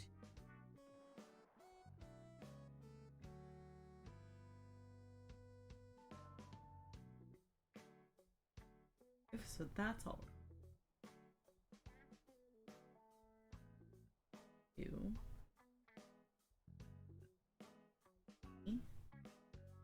Oh no, okay, we're good. 1, 2, 3. 4. Okay, so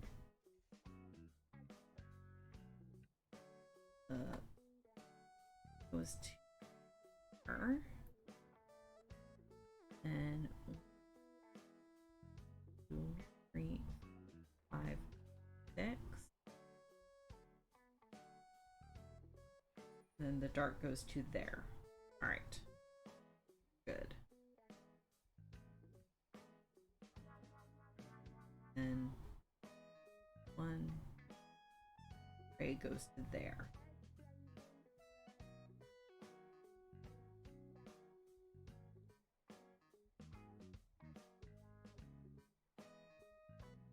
Okay, so there is another town on the south side of the mountains. Silidar brought it up while you all noticed the cult of Talus triangles of the ritual sites. Okay, so theoretically there is another town that might be sending adventurers to the mountain that we've never been to. So if the other adventurers came from that town, we wouldn't necessarily have run into them. Okay, so it's not completely weird, it is just noteworthy. Cool.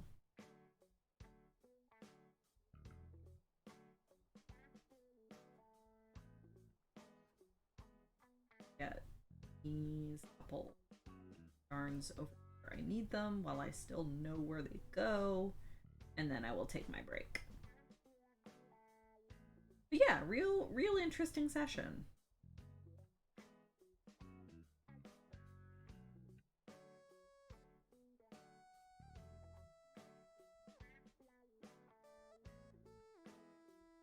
I am glad we didn't have to fight the hill giants. And, yeah. Really interesting and unexpected to find the Stone Cold Reavers alive. I'm glad we did.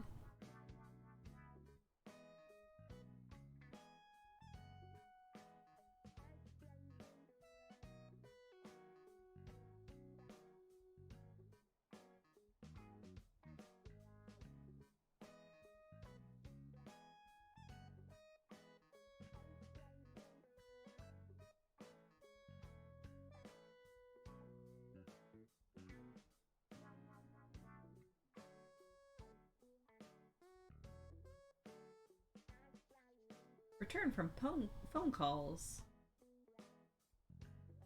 That's also true, Randus. That's a good point. We've also spent a lot of time not in Phandalin lately when people could have come through, like, on their way to Icespire Peak. That is very true. We have been out of town quite a bit of late.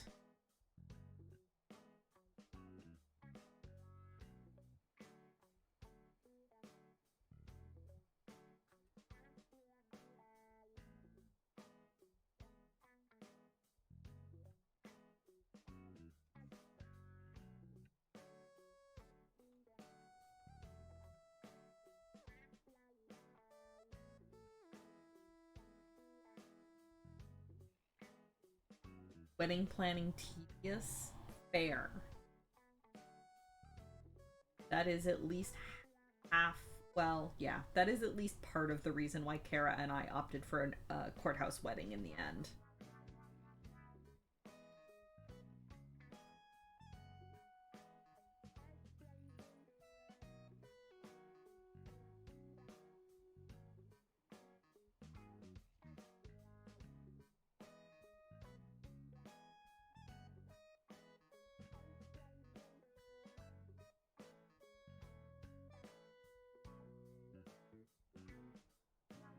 Alright, there we go.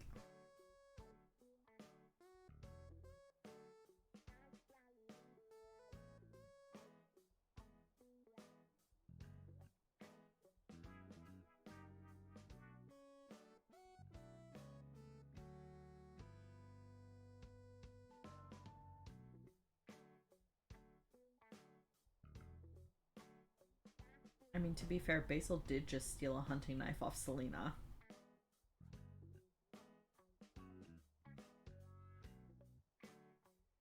They've been attacked by another group that came through. Maybe? I don't know. I got the sense that this, whatever betrayal, was much more, like, deep and personal. But maybe.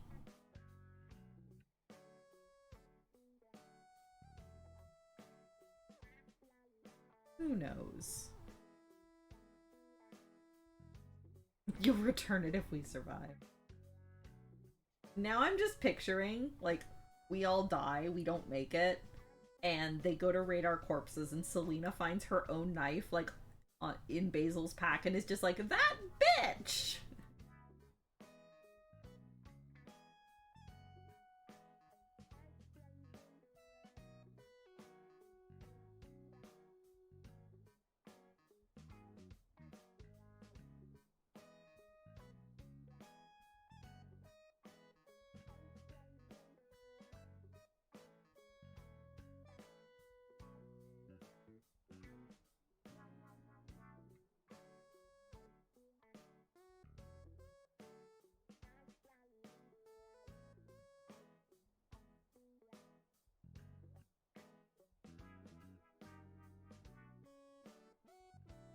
They don't eat it, they're not fighting. You know, that's a good point. That's a solid point.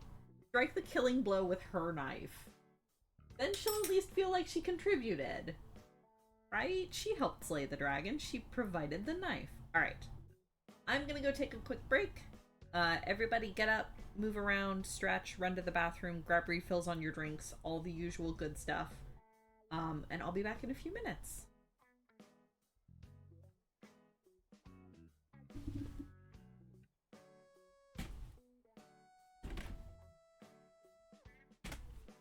Ooh, and Kuma's redeemed a board game arena, so we'll do that once I'm back. Excellent.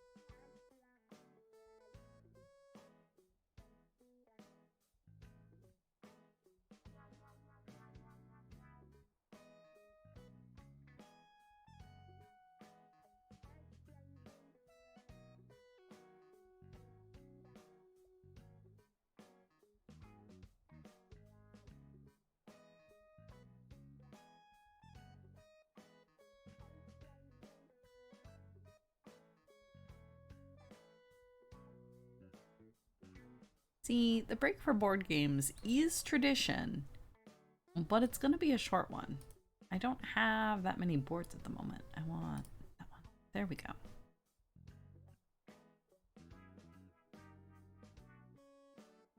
I mean, I suppose I could just make some boards on stream. See, I'm only in 16 tables at the moment. I keep meaning to make more boards, and then I just keep forgetting. Okay. Let's do this. Nope.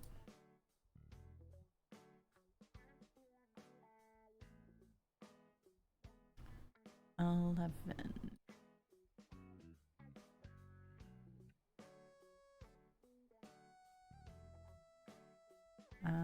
Let's see. More cribbage. Let's do that one.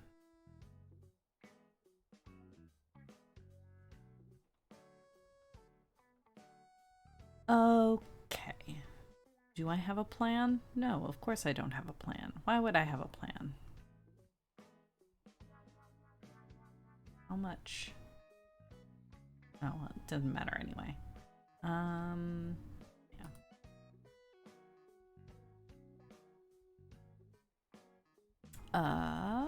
Right.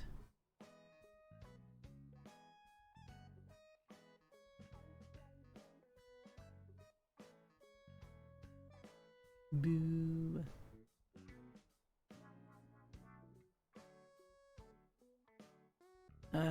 Oh god, no. No. Bad hand. Bad hand. Very bad hand. Okay. Let's see. So this one, I have the thingy that makes science cheaper. I do have a fair amount of science tags. When you play a science tag, either add a science resource or remove a science resource from this card to draw. Oh, that's actually pretty good. Not great to get it this late in the game, but that's fine. I don't have too much else going on at the moment.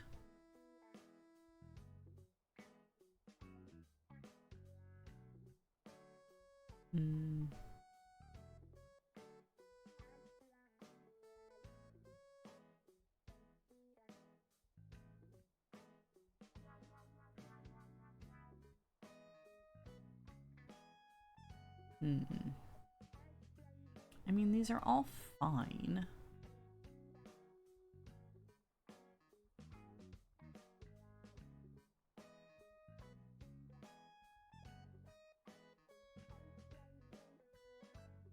Sure. Because that'll play in with herbivores, theoretically. Look, I'm not good at terraforming Mars, but I do enjoy terraforming Mars. Oh, good. Hit 31. That's always nice. Okay. Let's see. This one, you know, I think... rotate. I think you go down here. Because that nicely boxes in that corner.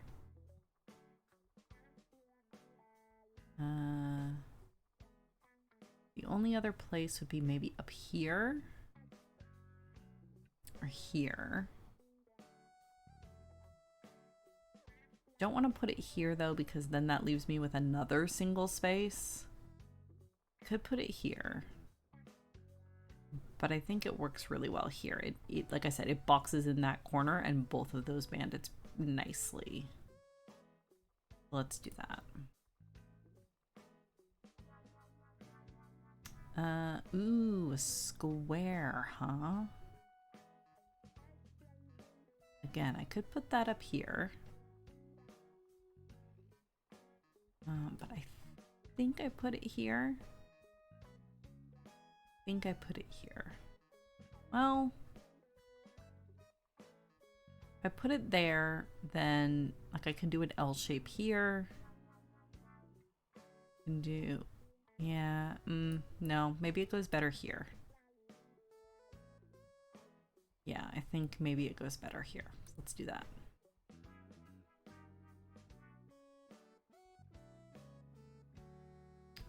Okay, more cribbage, and I can hit 15. Love that for me. Koi Koi. Let's grab the irises. Still hoping for the bright at some point to show up. Probably wishful thinking. There we go.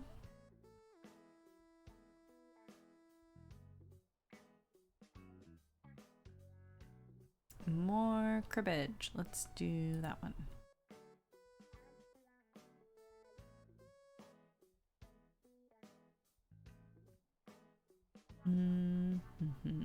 We are at 20. That. Oh good, heat. I was doing so well and then I ran out of cards.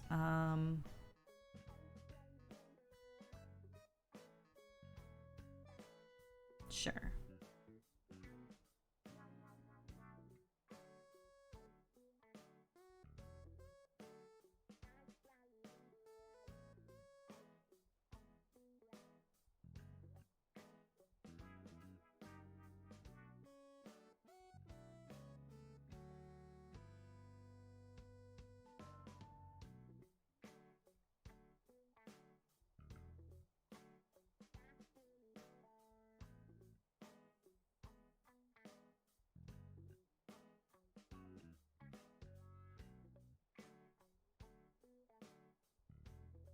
Gotta wait and let the previous moves play out, or it gets grumpy at me.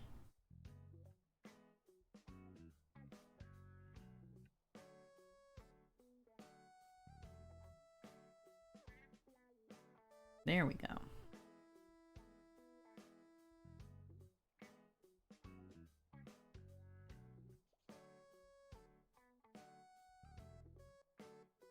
And then, yeah, I only have 2 in my engine. I do not get to slipstream. Boo. Yeah, let's discard that.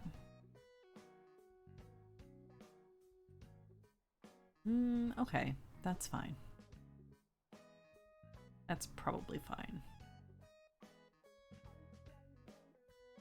All right.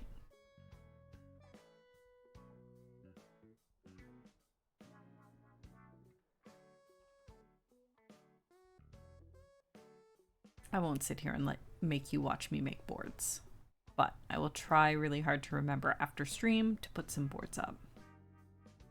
Maybe next weekend will be new Kitsune games. Ooh, excellent. I'll try to do some tonight, if I remember. Because this is a sad amount of boards. But yeah, thank you very much. Let us go back to that one. Yeah.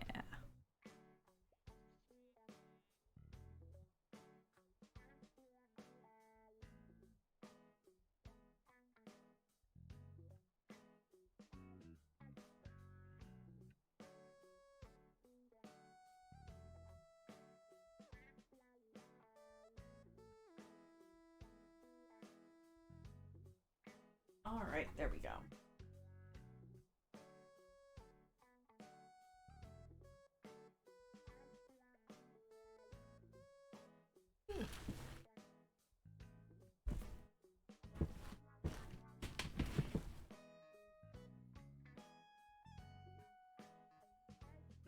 All right.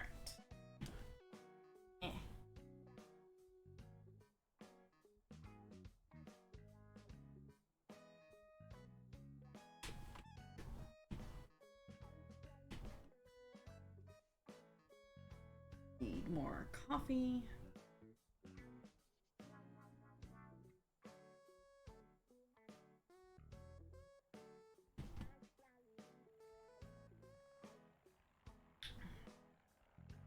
All right, Blanket, come here.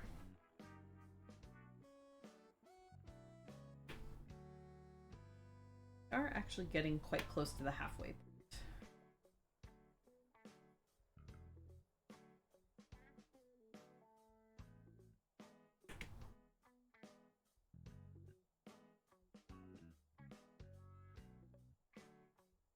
All right.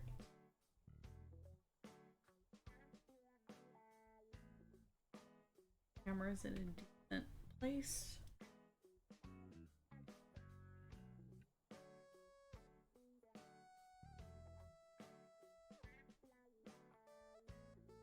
Not double crochet. Or single crochet.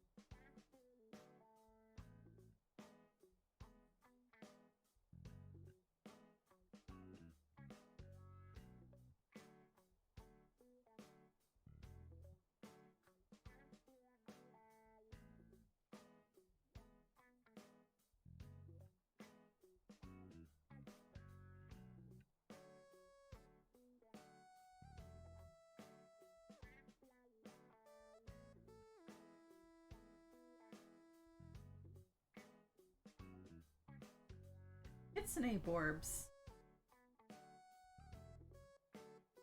Unverified. Hello, Kate. Welcome in. How did your Sunday game go?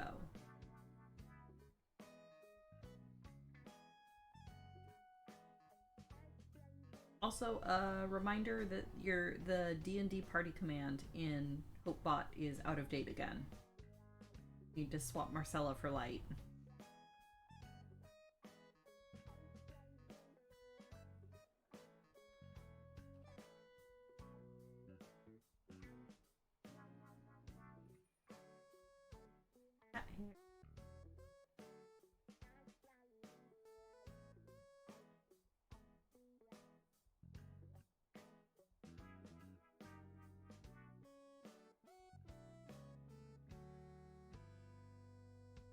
What if Light never came back and Marcella's doing a really good Light impression? Ooh.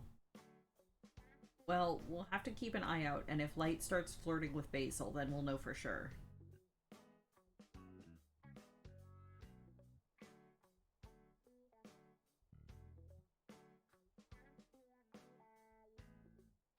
Also, those like 20 minutes when they were in the same room becomes a really good trick.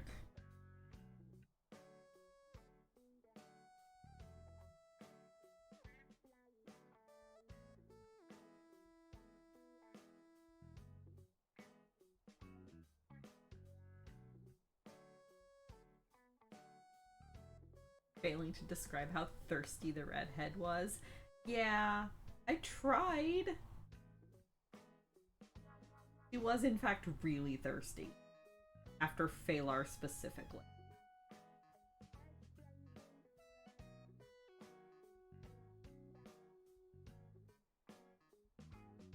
Also, it's really funny to me that Basil was apparently assuming that Bram and Glint were an item, because they are very much not.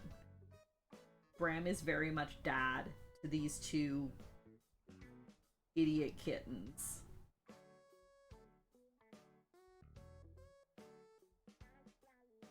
And to be fair, Basil was not around back when Kella was attempting to flirt really hard with Bram, and Bram just had no idea what to do with it. I don't think Bram is at all attracted to non-centaurs. He is just baffled by the concept. I mean, honestly, I don't think he's attracted to anyone, but I don't think he can even conceive of a relationship with a non-centaur. That just doesn't compute in his brain.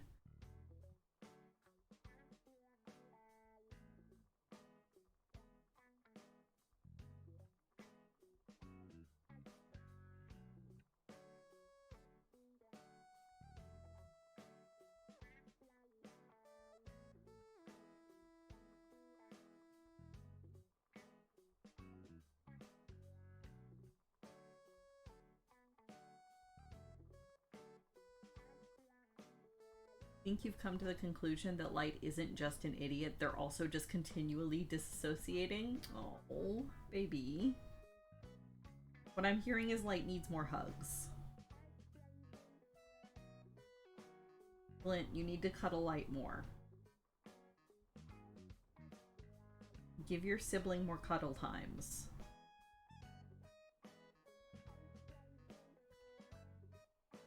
Alright.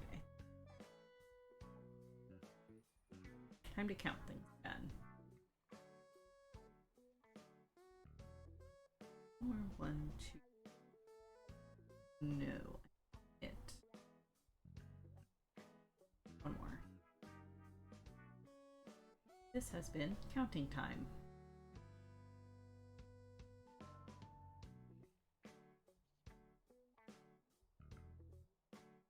Who said anything about a relationship? That girl just wanted to get off and get paid. I mean, that's fair. I mean, physical as well as emotional relationship. I don't think Bram would know what to do with Kella if she, like, stripped herself naked and presented herself to him. He would just be like, no.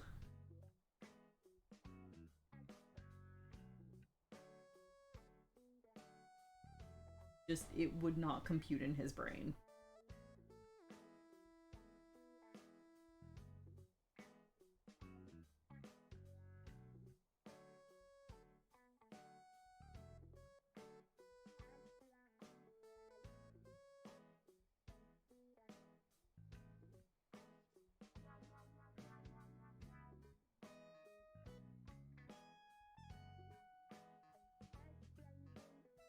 Oh, not Kella? That was 100%. Fair enough, fair enough. Oh, you mean Selena. Also fair.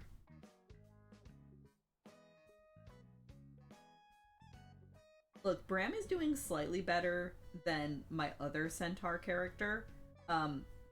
Cherry has whatever the opposite of a foot fetish is. She thinks feet are absolutely gross. Toes are the worst thing in existence. They absolutely squick her out. It's hilarious.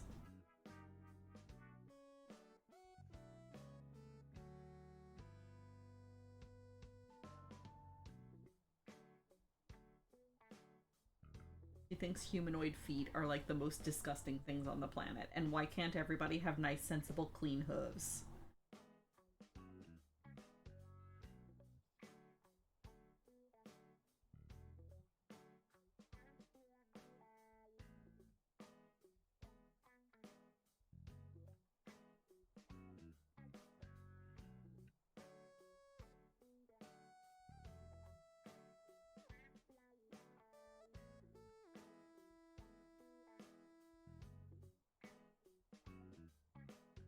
He's also the one that gets, like, abominably seasick and absolutely hates boats. I love that girl. She's so ridiculous.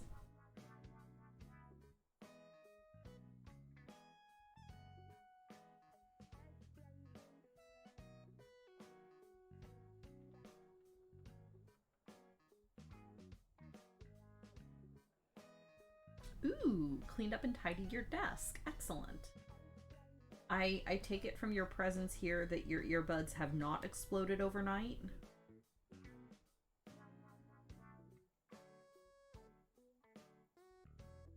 You love that for someone with hooves, right? What's even funnier is that, so technically the campaign that I created Cherry for is not set in Faerun, it's set in a custom world. And that world has, like, very commonplace shapeshifting magic.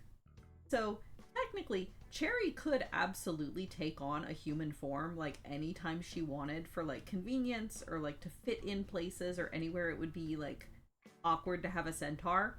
And she absolutely refuses to because she's so grossed out by the idea of having feet. She cannot, she will not. You cannot make her. It's so funny. Need to carry that far.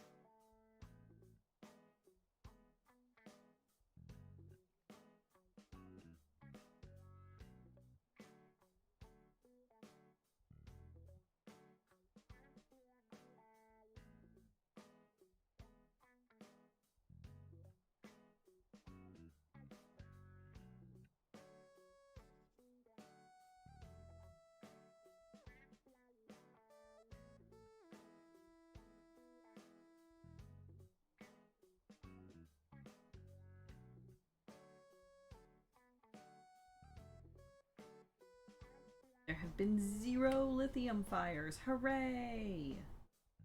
Battery has been disposed of to the magic recycling with. Hooray! Excellent. Great news.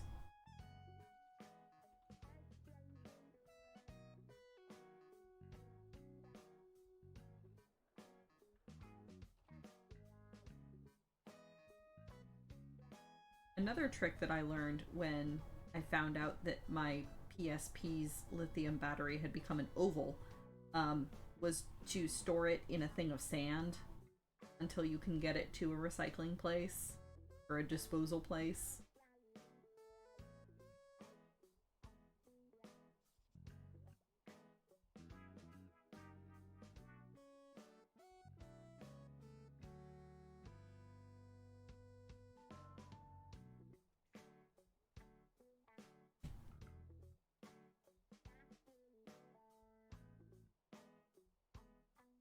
Okay, time to flip a monster. Come on. Only gonna get more difficult the further it goes. Come on. Come on, all you yarn.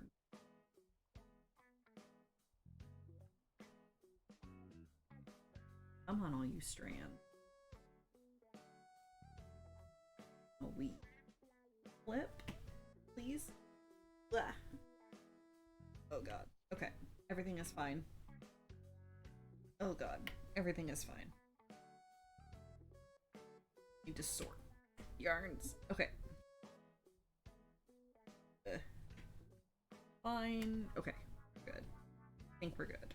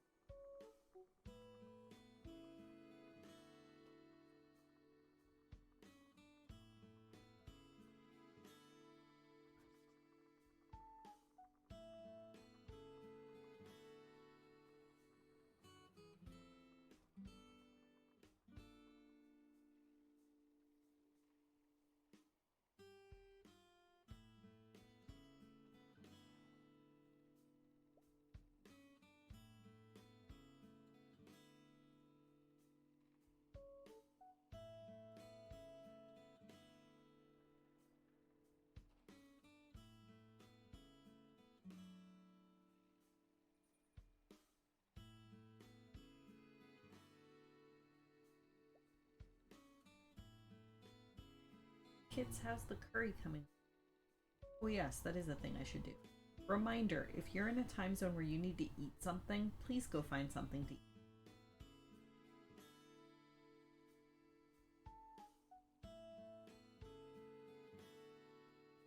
Have eaten it. Excellent. Was it tasty? I hope it was tasty.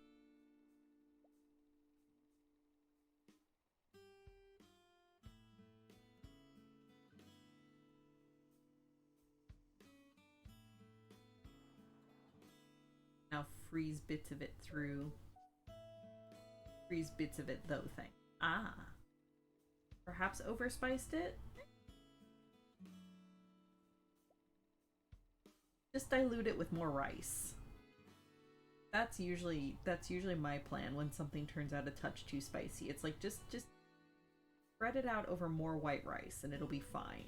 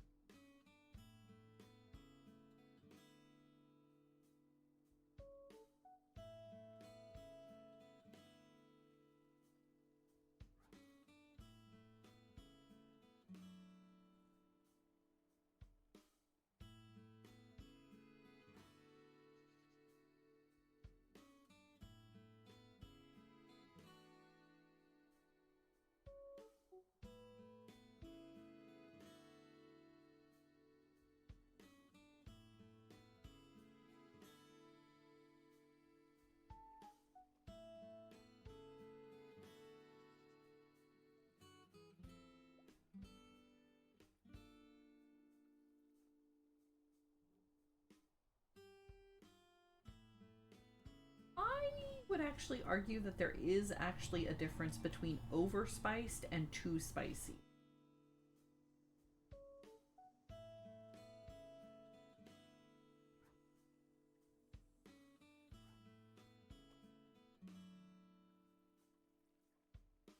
Too spicy is subjective. Overspiced can mean that you've added too many different things or like cluttered the flavor profile too much.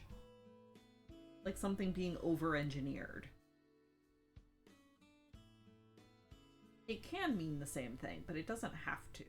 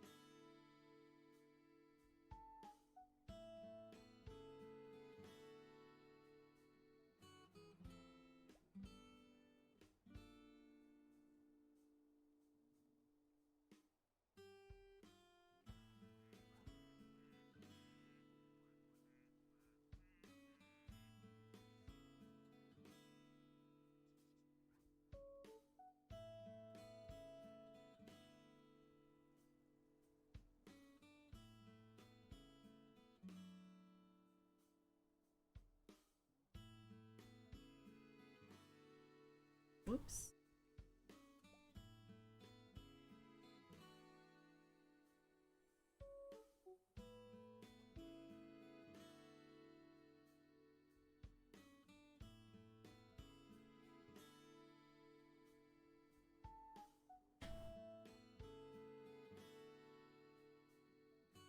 Probably fine for now.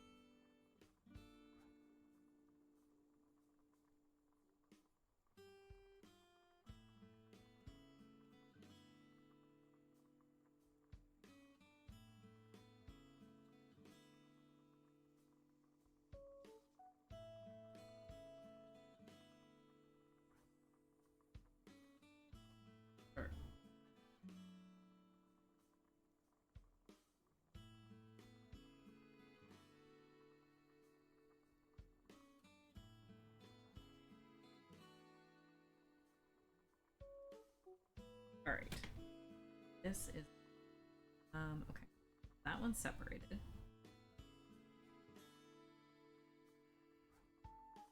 Separate.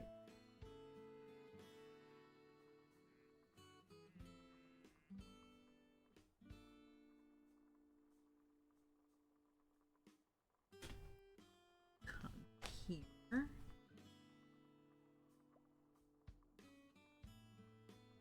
Okay.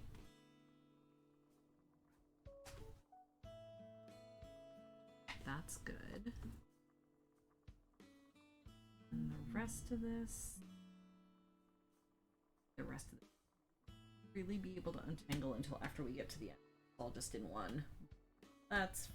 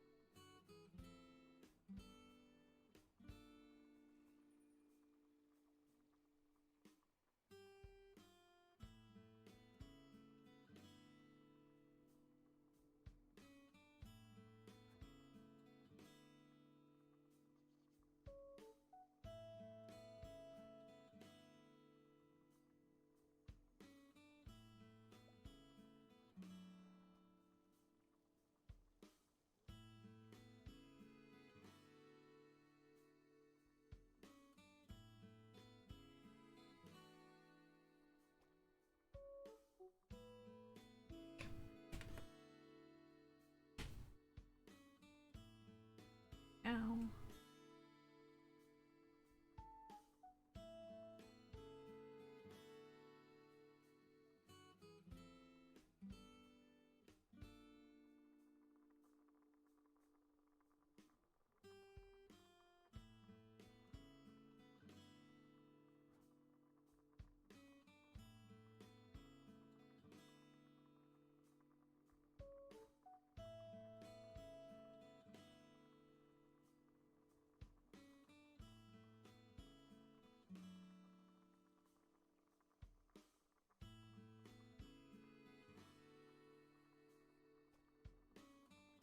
There we go. I think that works. Yes, that should work.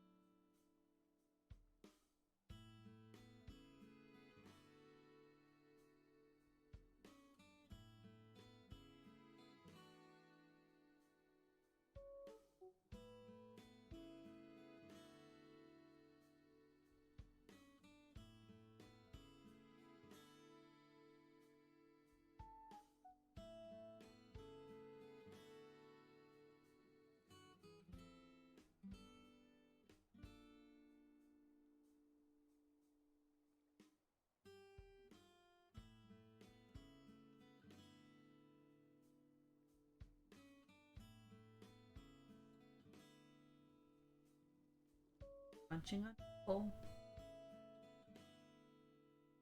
Yeah.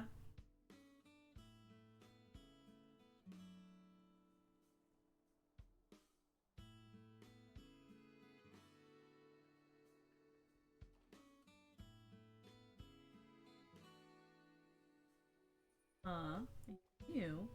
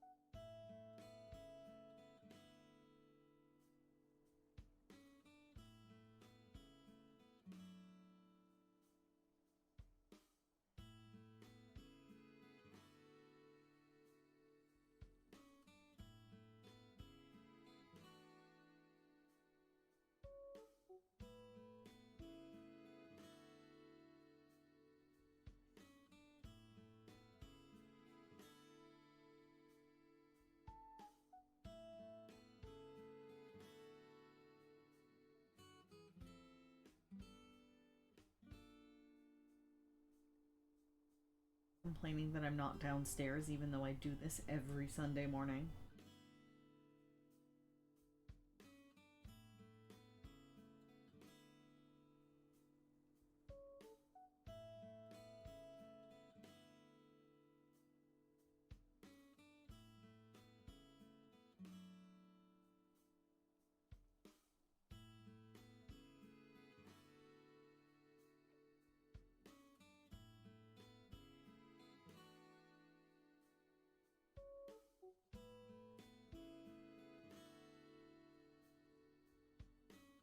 Hear you, therefore I wish. Come in here. Knows she can. The door is not latched. Knows that she can nudge that door open.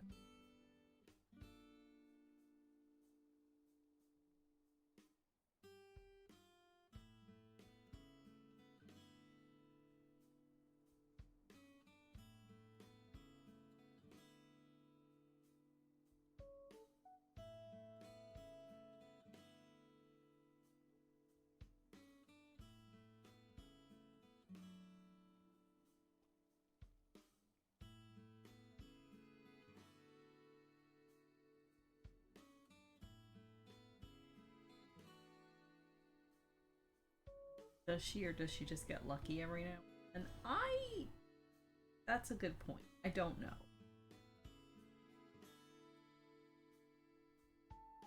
I'd like to think that she's smart enough to know that she can nudge a door open, but maybe she isn't.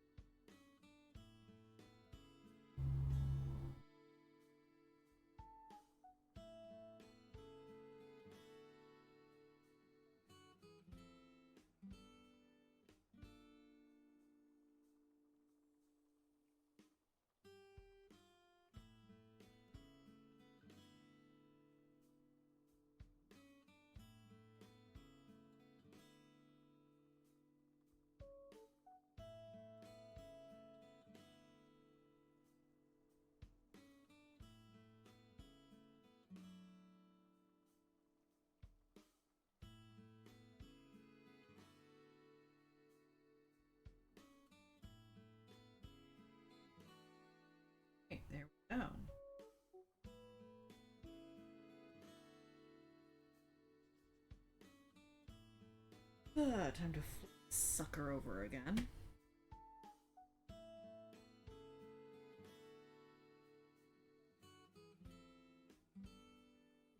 Oh.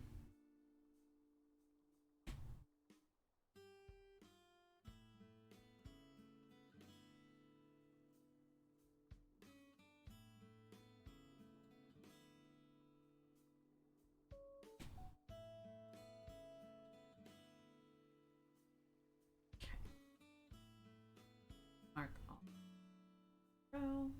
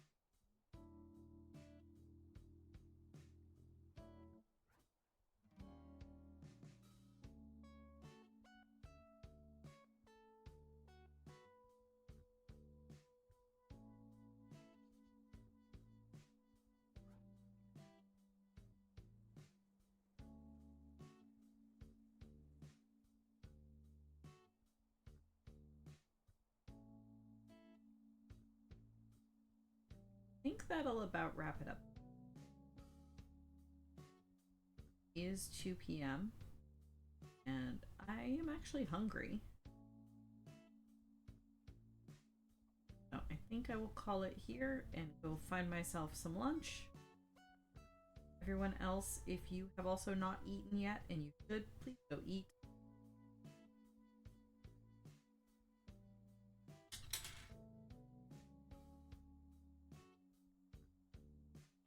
Yeah, there we go. Got some good progress done. Got the Digivice well underway. It's looking good. I'm excited to continue it. But that said, hopefully at some point in the evening this week I'll be able to get back to playing some Pokemon, but if not, next weekend there will be no Sunday stream because we are holding Kara's birthday party that day. Her birthday is actually tomorrow, so everyone wish Kara a happy birthday tomorrow. But we're having her party next weekend, so I will be busy Sunday morning getting things set up and ready for that. So yeah, so no stream next week.